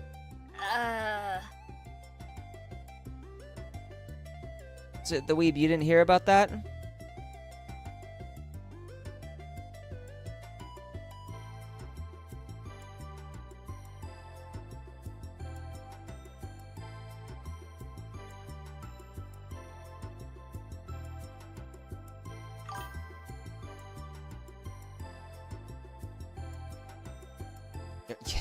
Your guess is as good as mine, bro. It's wild. Honestly speaking, if I was Roblox CEO and some dude was working with the FBI to catch pedophiles on my game, I would have hired them. Like, I would have given that guy a job position. But for whatever reason, they decided, no, they're going to ban his ass. And in all honesty, I think it's because pedophiles are the ones who are paying Roblox the big bucks. Like, they come on here to prey upon children, but they buy a shit ton load of stuff to do this, and so Roblox lets them. That's my best guess. So Roblox doesn't want their money makers gone.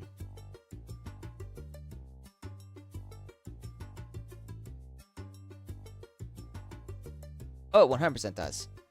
Like, even if they're not actively doing anything, they are tacitly allowing pedophiles onto their games to prey upon children. Like, it's so fucked up. But it's always about money, yeah. No, in many ways, I kind of hope Roblox goes under. Like, I don't think that if they allow pedophiles onto their games, they should not be in business.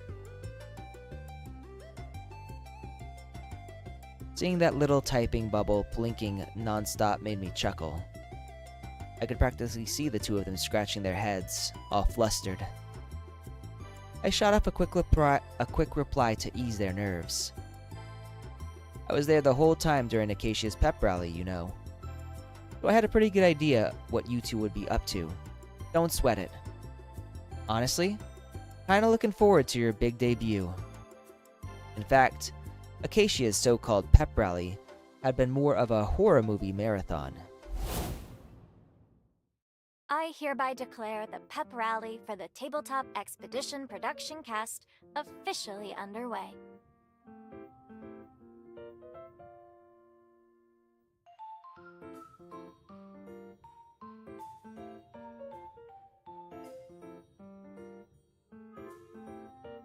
Oops. Distracted after her impassioned introduction, he paused theatrically, maybe waiting for applause. Oh, she looks cute with short braided hair like this. Cherno, cross-legged on the floor, clapped with gusto, probably making up for Mersault's share too. Nearby, Video watched on, slightly puzzled. Wait, isn't the adjutant supposed to be one of the first testers? If he's here for the briefing, doesn't that mean spoilers? Huh? I glanced at Acacia, silently asking the same thing. Acacia didn't answer right away. Instead, she hopped off the bed and dragged over a large cardboard box. Everything about the box, both how it looked and what it contained, gave off some serious retro vibes. After rummaging for a bit, she finally pulled out a worn DVD case. Its corners were scuffed, its label faded, This thing had to be at least 40 years old. As the production cast, it's our sacred duty to bring the story to life. So I thought we'd warm up with some classic horror. Perfect for sharpening our acting chops. Though, these movies can be a little spooky. At that, Acacia glanced at the DVD case, which was plastered with a ghastly white ghost illustration. You a Cherno fan? The very next second, she pinched the corner of the case with a clear look of distaste and tossed it to the side. Out of sight. So, I brought the adjutant to watch with us. After all, he's the one person who always makes everything feel safe. Aww. I feel all warm and fuzzy that you'd say this. Her eyes found mine, full of absolute trust. You're overthinking it, Acacia. Merso and I aren't scared at all. She a hologram? Still, having the adjutant here is definitely a plus. She's a cute waifu. I think mine so far are Fenny, Life, and Cheng Xing. Wait, hold up. Something's not right.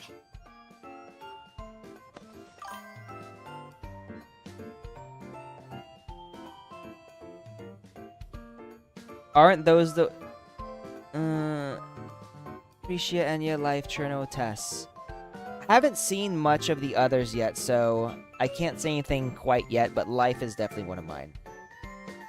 Tess is also super cute. I like how bubbly she is, but I haven't seen a whole lot of her. They pinned me down onto the couch and promptly wrapped me in an oversized blanket. If the adjutant's holding me tight, I won't be scared, no matter how terrifying the scene.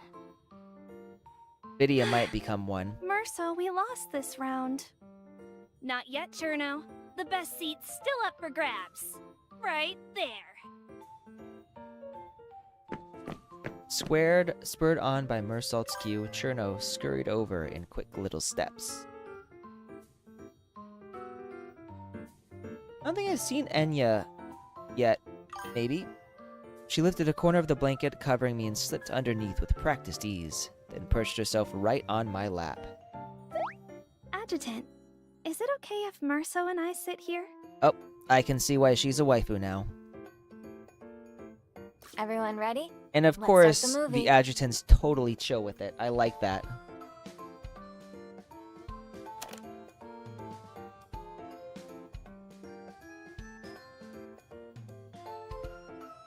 Acacia hit play, and grainy, aged visuals flickered to life on the screen.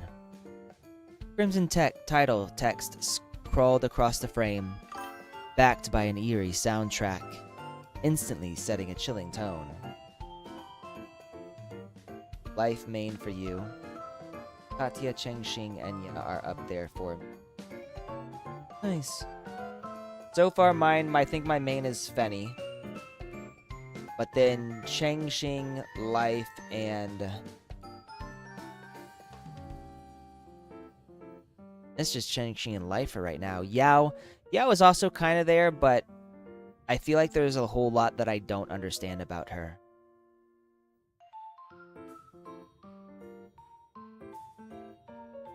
I really do. I want to play this from chapter fucking 1. By the time we were a third of the way through, I'd already clocked the pattern. A cursed old hotel haunted by a vengeful spirit. Guests vanishing one by one under mysterious circumstances. This is very true. All of them are waifus. You are so right, Sid the Weeb. 100%. I think the only reason they're not all on my radar right now is just because I haven't gotten close to them in the game. The plot was a bit cliche, but the horror staging was surprisingly effective. With every scary scene, the girls on either side of me would tense up, breathing faster in unison. Cherno, on the other hand, was totally absorbed, her little head inching toward the screen with fascination. Adjutant, my hands and feet are freezing. Could you warm me up? She has a very familiar voice. I feel like I recognize her voice actor. Vidia's foot brushed against my ankle, cold as ice. Then, can I rest them on your warmest spot? Yes. Yes, you can.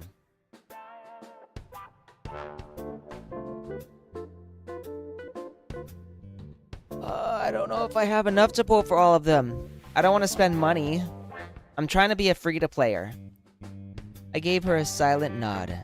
She curled up in my lap, legs draped over my chest.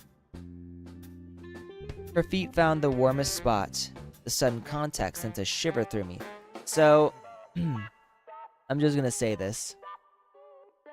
But the warmest spot on a man is, I think, between his legs. So, little by little, that warmth flowed between us, melting the cold from her skin.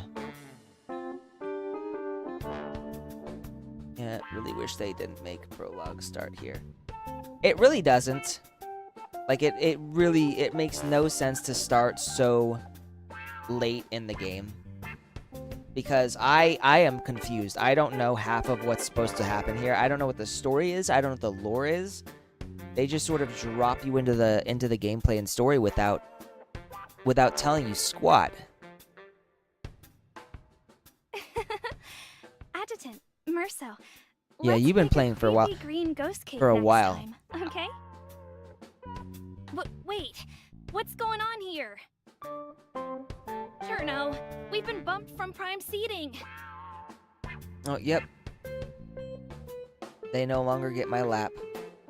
Mersault's protest snapped Cherno out of it.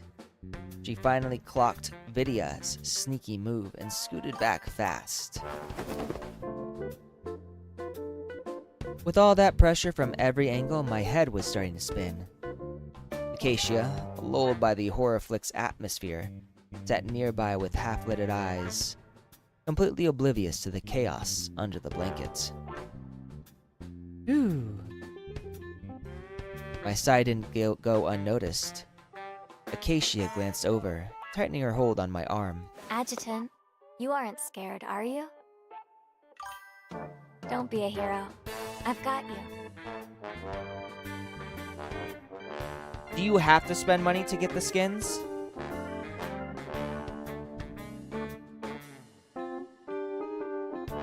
She gently placed her hands over my eyes, shielding me from the screen. With vision gone, every other sense kicked into high gear. For a while, I drifted in that heightened perception until the room suddenly fell silent. Sensing something was off, Acacia pulled her hands away. Soft light poured back into my eyes. Huh? Why'd the movie stop? Gotcha. So, skins you gotta buy. Maybe if I get into this a bit more, I'll spend money on skins, but I'm not really interested. Yet. I'm hoping I'm never interested, if I'm being honest. I don't want to spend money. I already spend more than enough on video games. Acacia slid off the sofa to check. As soon as she pulled out the disc, the DVD player let out a puff of smoke. Oops, it broke. Something smells burnt. I'll check it out. Just like Cherno's cooking. Oh boy. I guess Looks Cherno's like not a the good circuits cook. gave out.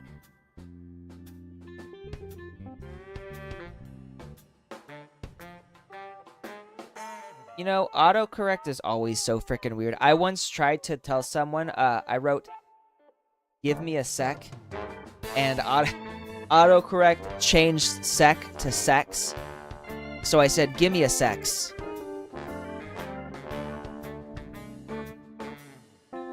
Let the poor thing rest in peace. After decades of service, it's more than earned it. Spotting the reluctance on her face, I gently took the still warm device from her hands. I'll ask the logistics department. Maybe they can patch it up for you. What if it does get fixed? Then I'll finish the movie with you all, of course. You were totally scared. breathing all hard and everything. But since you promised, no going back on your word. I do like horny. I'm not gonna lie. I'm kind of here for the horny, so maybe we'll see. $20 for most skins, $30 for the skin plus interactive. If you like the character, okay, and the interactive scene does sound nice. I won't. On the way to the logistics department, I dropped Cherno, Mersault, and Vidya off at their rooms. As I examined the DVD player in the hallway, I heard soft footsteps approaching behind me. A moment later, a light tap landed on my shoulder. I see boobs. Now who is this? Cat ears? I turned to find a girl I didn't recognize. Her long hair shimmered under the quarter lights, streaked with eye-catching pink highlights. I am indeed a man of culture.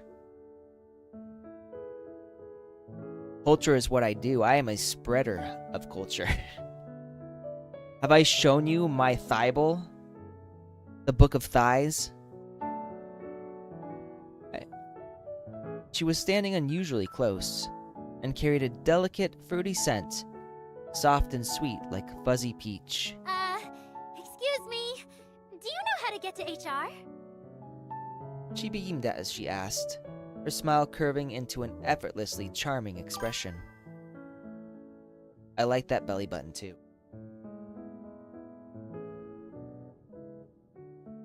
Thibel, Book of Thighs? Thank you, I just came up with that. HR is one floor down. You're on the wrong level. Really? You know, she looks like Marin Kitagawa. She cupped her cheeks, letting out an odd but adorable little gasp. Oh, good thing I ran into you, or I'd totally have missed my interview. Who is this girl? How can I ever repay you? Ooh, I know. That's really not net. It was just a small favor. I was about to politely decline. But the girl in front of me didn't give me the chance. She leaned in slightly, tilting her head toward me. That's when I noticed. Perched atop her head were a pair of ear-like tufts. As a thank you, I'll let you pet them. Is she legit a cat girl, or is that hair? It was an unusual offer, but the way they twitched caught my eye, and curiosity began to creep in. Were they actual ears? What would they feel like? Seeing me hesitate, she leaned in even closer, her eyes crinkling into cheerful little crescents as she smiled. Come on, go ahead. They feel amazing. I'm curious. Give them a good feel. Wow.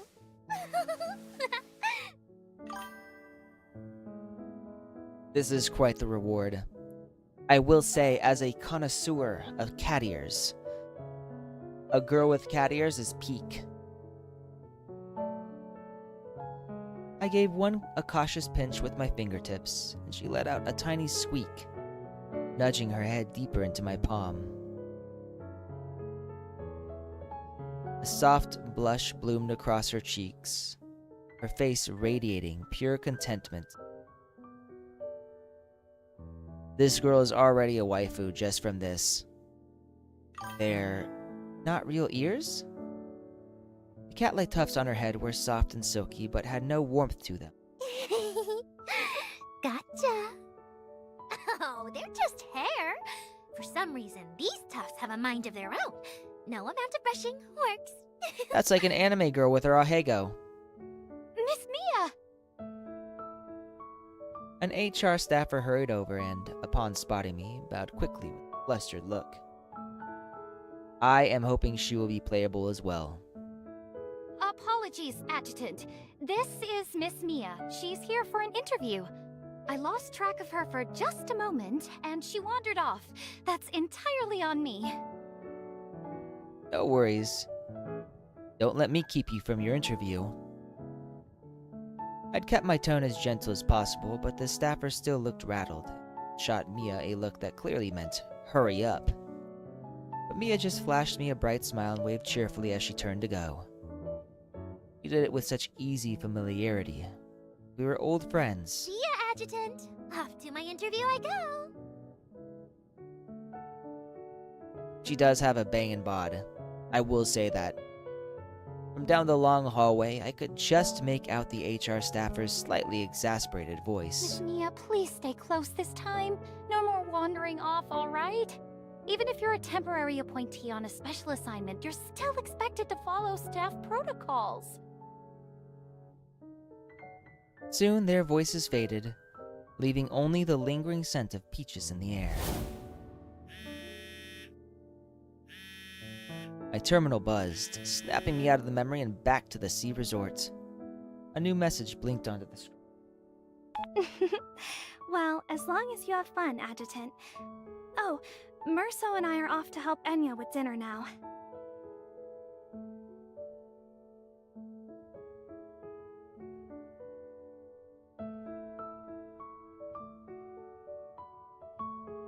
We'll have some kebabs. I can't tell if he's awake or not. He's awake, never mind.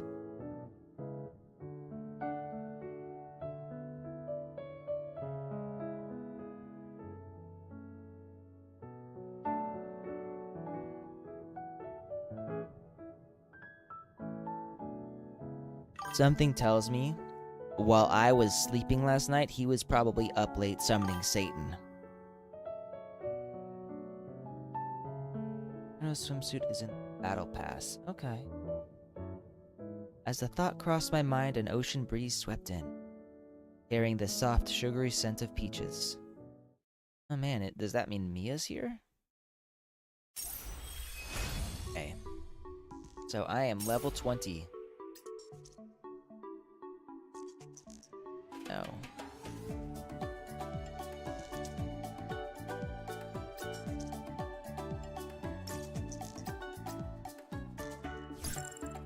Game started.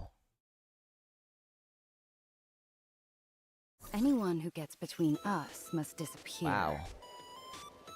I will say this might be my favorite swimsuit.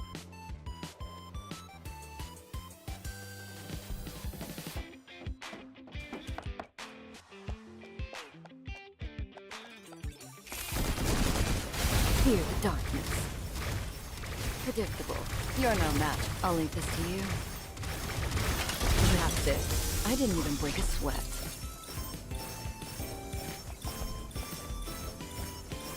That game went on long enough. Don't you think you overdid it on the drones? He does have good Was it? skill DPSs. I was hoping for more. Their skills. Oh, very. The logistics department only let me borrow this many. They're not gonna jump scare me at the hotel later, are they? The case is grinning like a total villain! Fear the I remember the bottom level of this place is an underwater museum, right? for me. Nita said the Ginoras drove some rather incredible cars. Really? How incredible. I didn't even break a I heard they can jam signals and even override robots. Don't tell me the museum's got some Thank crazy you. plans like that, too. Timing is everything. We only work with the best. Go me. We're just getting started. You're no match for me.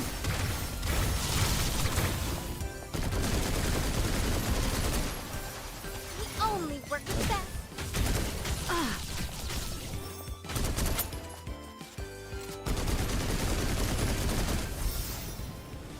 I don't lose. I wasn't your first pick? I'll let it slide this time. A brilliant performance on my part, you'd agree.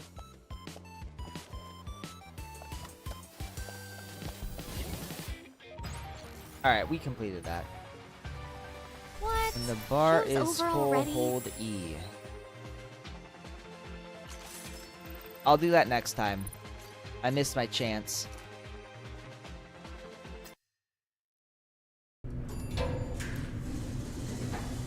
Acacia led us from the water park back up to the hotel floor.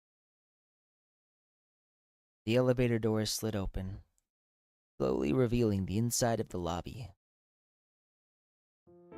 The resort staff had already cleared out. Only a few service spots still moved about, making the place feel even more doing.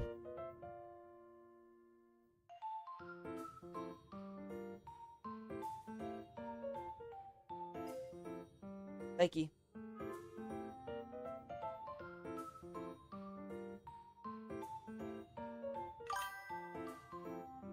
So he probably wants to go look out the window. He likes to survey his kingdom. It replenishes her energy. Ah, okay. Gotcha, so that's a good way to continuously use her skill. This way. Stepped out first and pointed toward a quiet corner. There, a small square table stood waiting. Neatly arranged on it were 4 sets of cards and pencils, along with a handful of colorful polyhedral dice. First up, So create your D&D character time. sheet. You'll be role-playing them later, so choose wisely. Just follow my lead, step by step.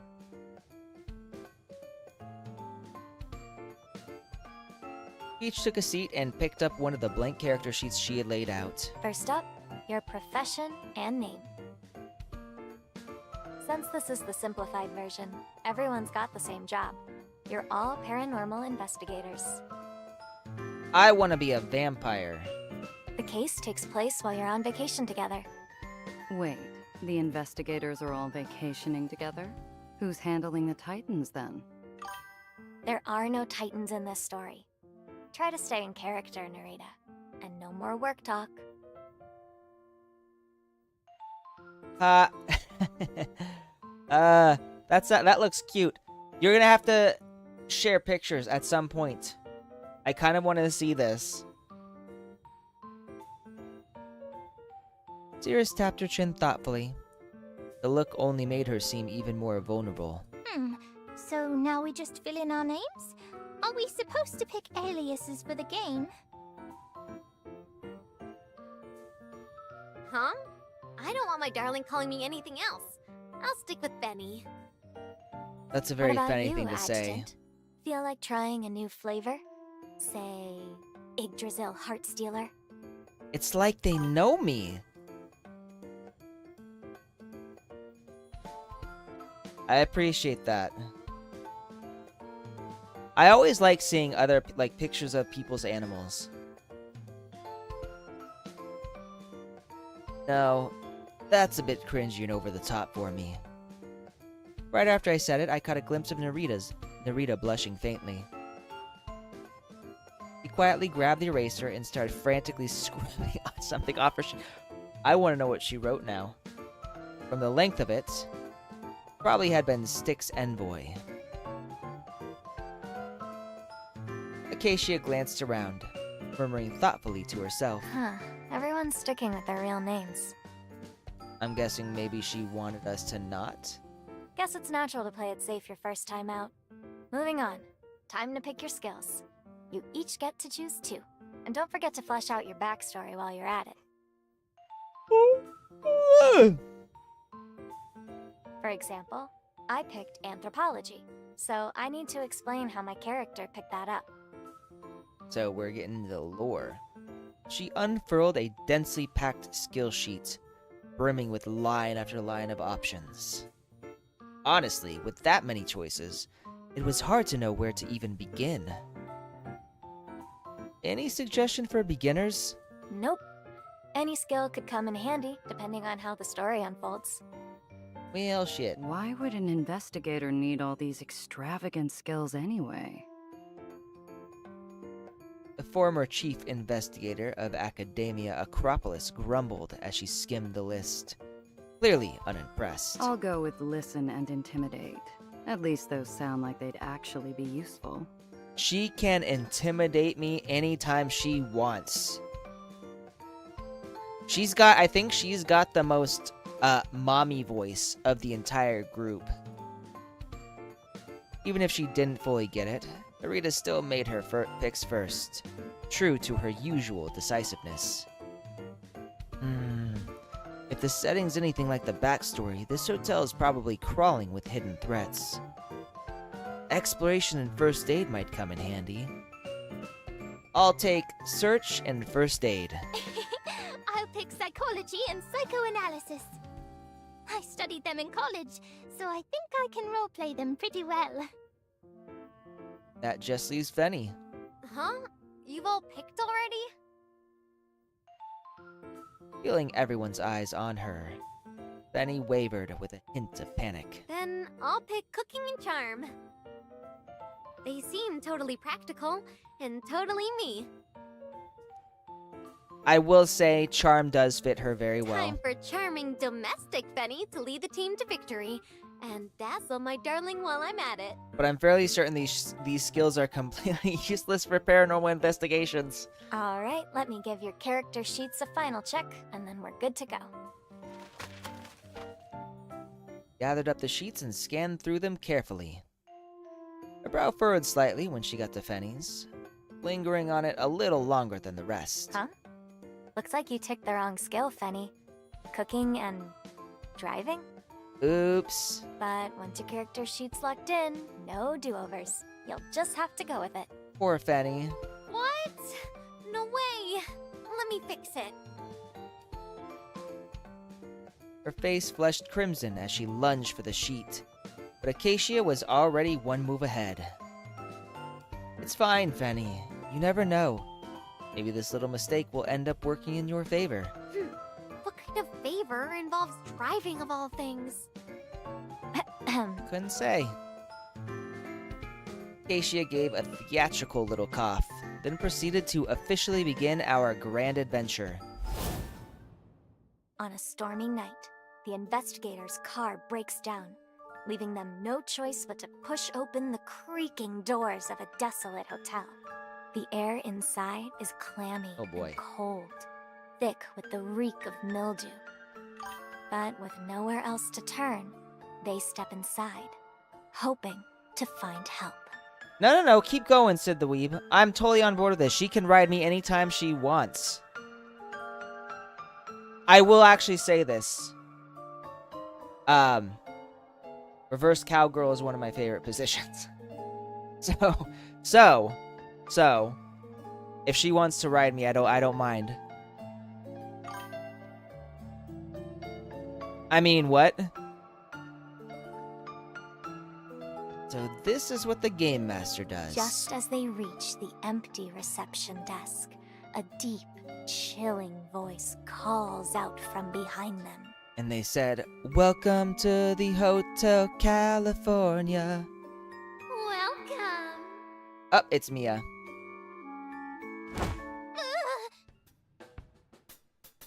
Startled, Cirrus and Fenny dove behind me in a flash. But the figure stepping out of the shadows wasn't some dreadful specter. Adjutant! Fancy seeing you again.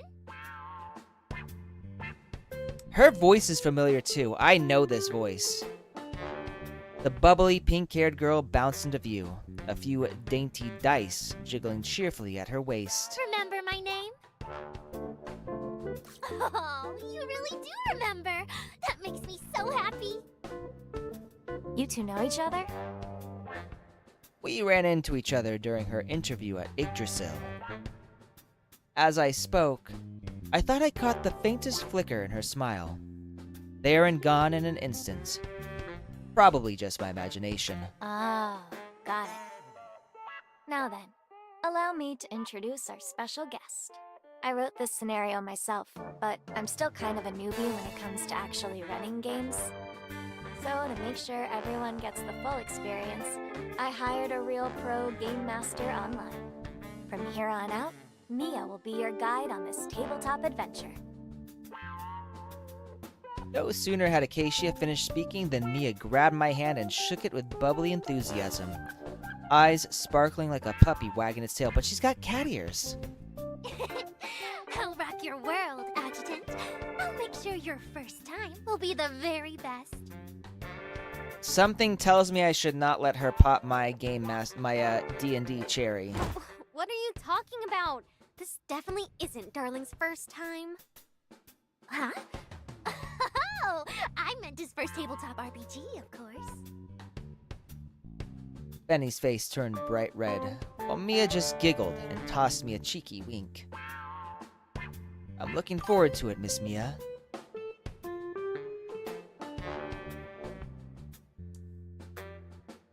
Man, these stickers are weird. I'll leave you to it then. I don't know Once you whose finish face the full that scenario, is. don't forget to leave your honest feedback and any suggestions for improvement. As Acacia headed for the elevator, a sharp clap from Mia snapped us back to attention. All right, investigators, eyes front, the game's back on. Then, Mia's cheerful smile vanished, her eyes turning glassy and distant as she slipped seamlessly into her bellhop character. Acacia wasn't exaggerating. Mia really was a natural-born game master. Good evening. Is there anything I can assist you with? Our car broke down just outside. Do you have any tools we could borrow? Or someone we can call for help? Eternal Enigma. Mostly speedrun Silent Hill game. Tools? Who? I'm afraid we don't have anything like that. Oh, the guy in the sticker, the emote. Okay. I don't even know who that is. I'm gonna have to look that up now. I have no idea who that is. Eternal Enigma. I will Google him. But I can phone the mechanic for you. Just a moment. The bellhop picks up a rotary phone, murmurs a few hushed words to someone on the other end, and then quickly hangs up. I do? Thank you, I appreciate that. The earliest the mechanic can come is tomorrow. Maybe I should It's start pretty doing more remote out reading here. sessions. Guess that means we're stuck staying the night. Narita frowned, her tone edged with caution. Let's scope the place out a bit before checking in, see what we can learn. Seeing we were about to take action, Mia smoothly dropped out of character and switched to a breezy, upbeat tone. You're performing in action? Great! But before that, let me walk you through how checks work. Oh boy. Charisma check. In games like this, nearly everything is decided by rolling a die. Outcomes fall into 4 tiers.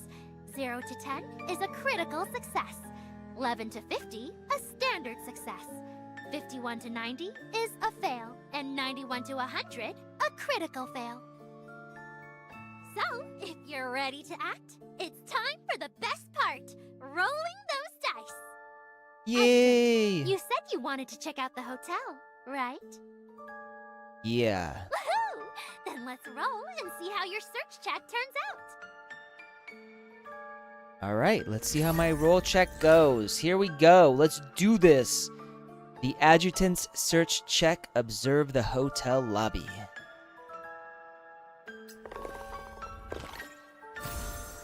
Standard success. 48. Wow, you're amazing, darling. First roll and it's a success. On closer inspection, you see a thick layer of dust covering the reception desk. It clearly hasn't been used in ages. No guests have checked in for a long time.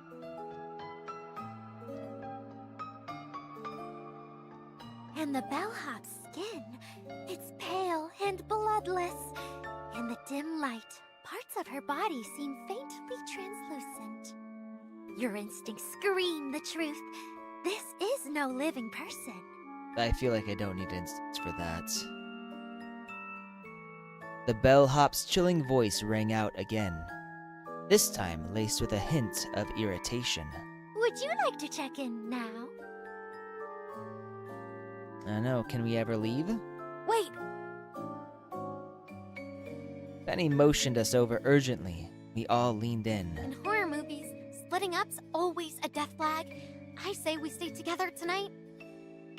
I am amenable to this. Good call. Miss, one room will do for all of us. At that, the bellhop curled her lips into a stiff, sneering smile. 4 guests squeezing into one room? That's suspicious. We don't accommodate the shady types here. We're not getting up to anything. Coming from the hotel, that's 10 times sketchier. Sid the Weeb, who do you agree with? She's trying to split us up. Classic divide and conquer. Let's see if we can talk her down. Now then, who's the best person for this job? Ooh.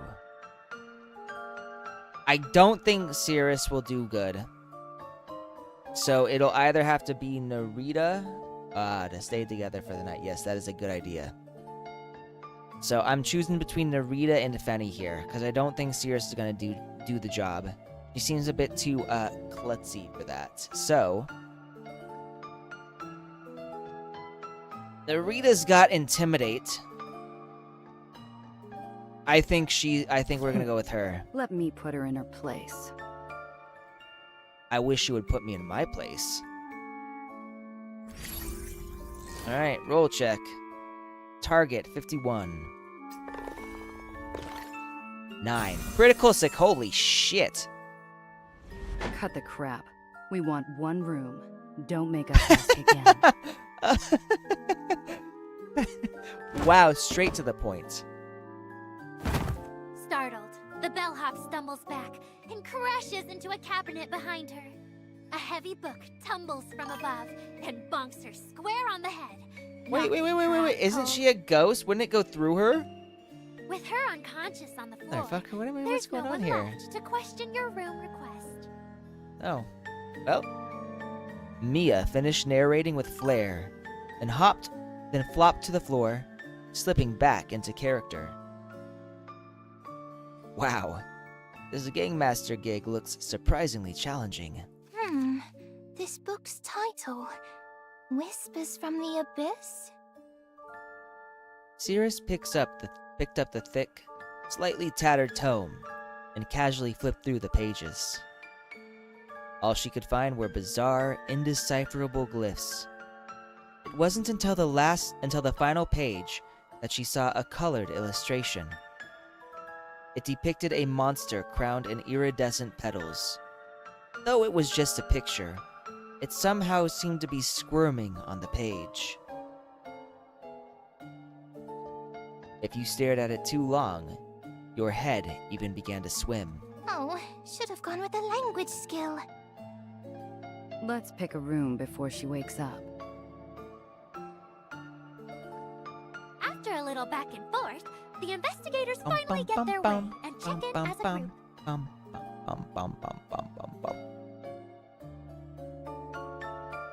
As Mia picked up the thread of narration, she smoothly ushered us to the location of the next scene. The investigators step into their assigned room and are surprised to find it rather cozy. It does look cozy. The big Neatly fluffy made bed. beds await them, and resting atop one is a slim hotel handbook.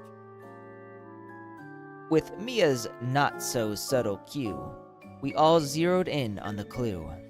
Naturally, we picked up the handbook and began flipping through. The first few pages were mundane. Contact numbers, a hotel layout, the usual. But the final page was entirely different. The layout became erratic, the text jagged and printed in a glaring blood-red font. It read, Guest notice. 1. Do not approach the peephole. 2. Do not open the door for any other guest. 3. Do not leave your room after nightfall. It may take notice. 4. If you've already been noticed, please surrender peacefully and become one of us. Resistance is futile. Scary. What does that mean? Benny lowered her voice to a whisper, as if afraid that even asking might summon whatever the handbook warned against.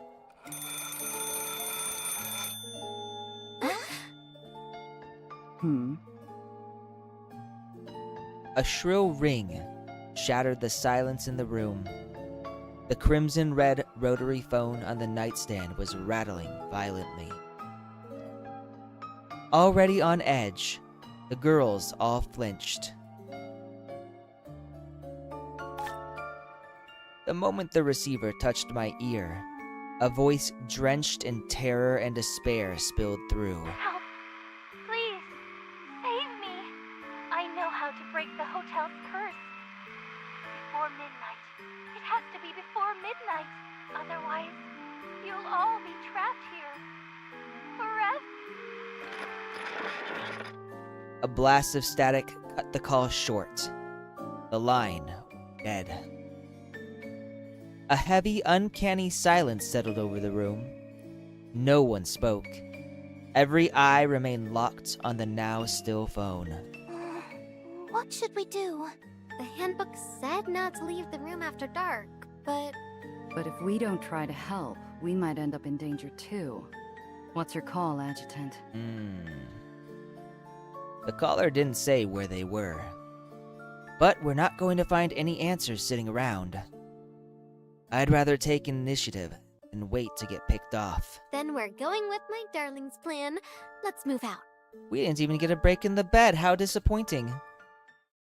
Woohoo! The investigators choose to brave the night. They open the door and step boldly into the unknown. Tonight, it seems luck is on their side. The dreaded gaze the handbook warned them about has not yet noticed. As Amiya was narrating the scene, I heard a strange noise. I turned and caught a flicker, something faint, glowing blue along its edges, slipping just out of view. Was that part of the scenario too? When I looked again, there was nothing, only the lamplight and our shadows. Nothing else. Alright, so it seems this is done, and I will be heading out to visit my family. So we are finishing up here. Just gonna really quickly go through, see if I need to grab anything. Oh. What's up, Anime Hero Gamer? You literally just came at the very end of my stream, bro.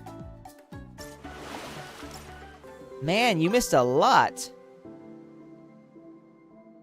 It's all good. I'll stream again sometime.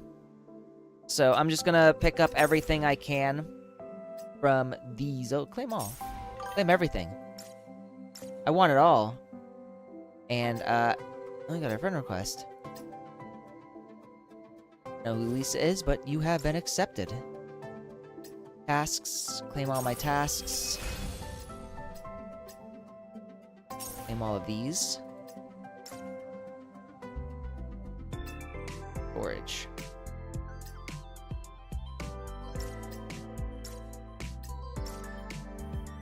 I appreciate that. I hope you're having a good weekend. And all of these.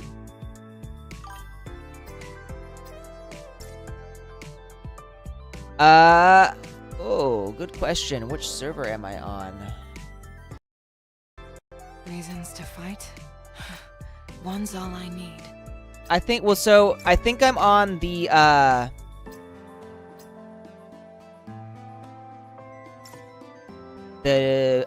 America server? Yeah.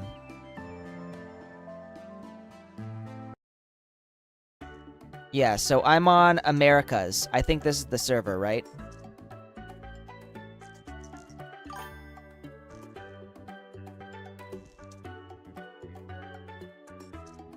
Yeah, so I'm assuming right here.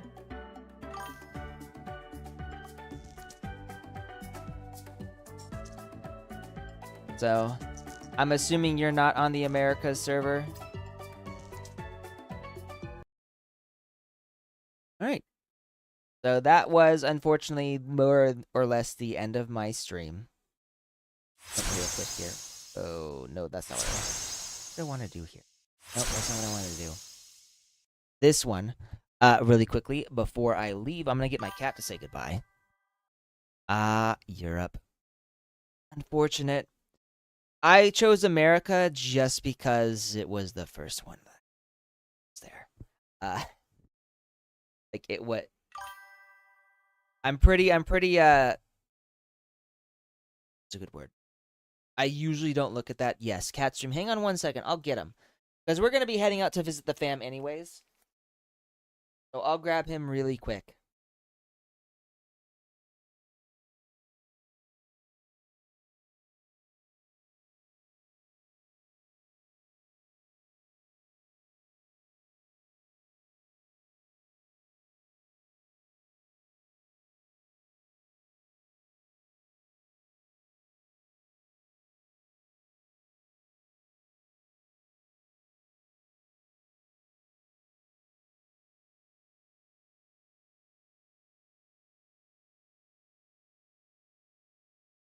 Little baby. Oh, he wants out, but another way. Here you guys go. So this is him. We're saying goodbye. I hope you guys have a good rest of your weekend. Have a great Sunday. And I hope your start to the week is also good. Anyways, guys, enjoy the rest of your day. See you later.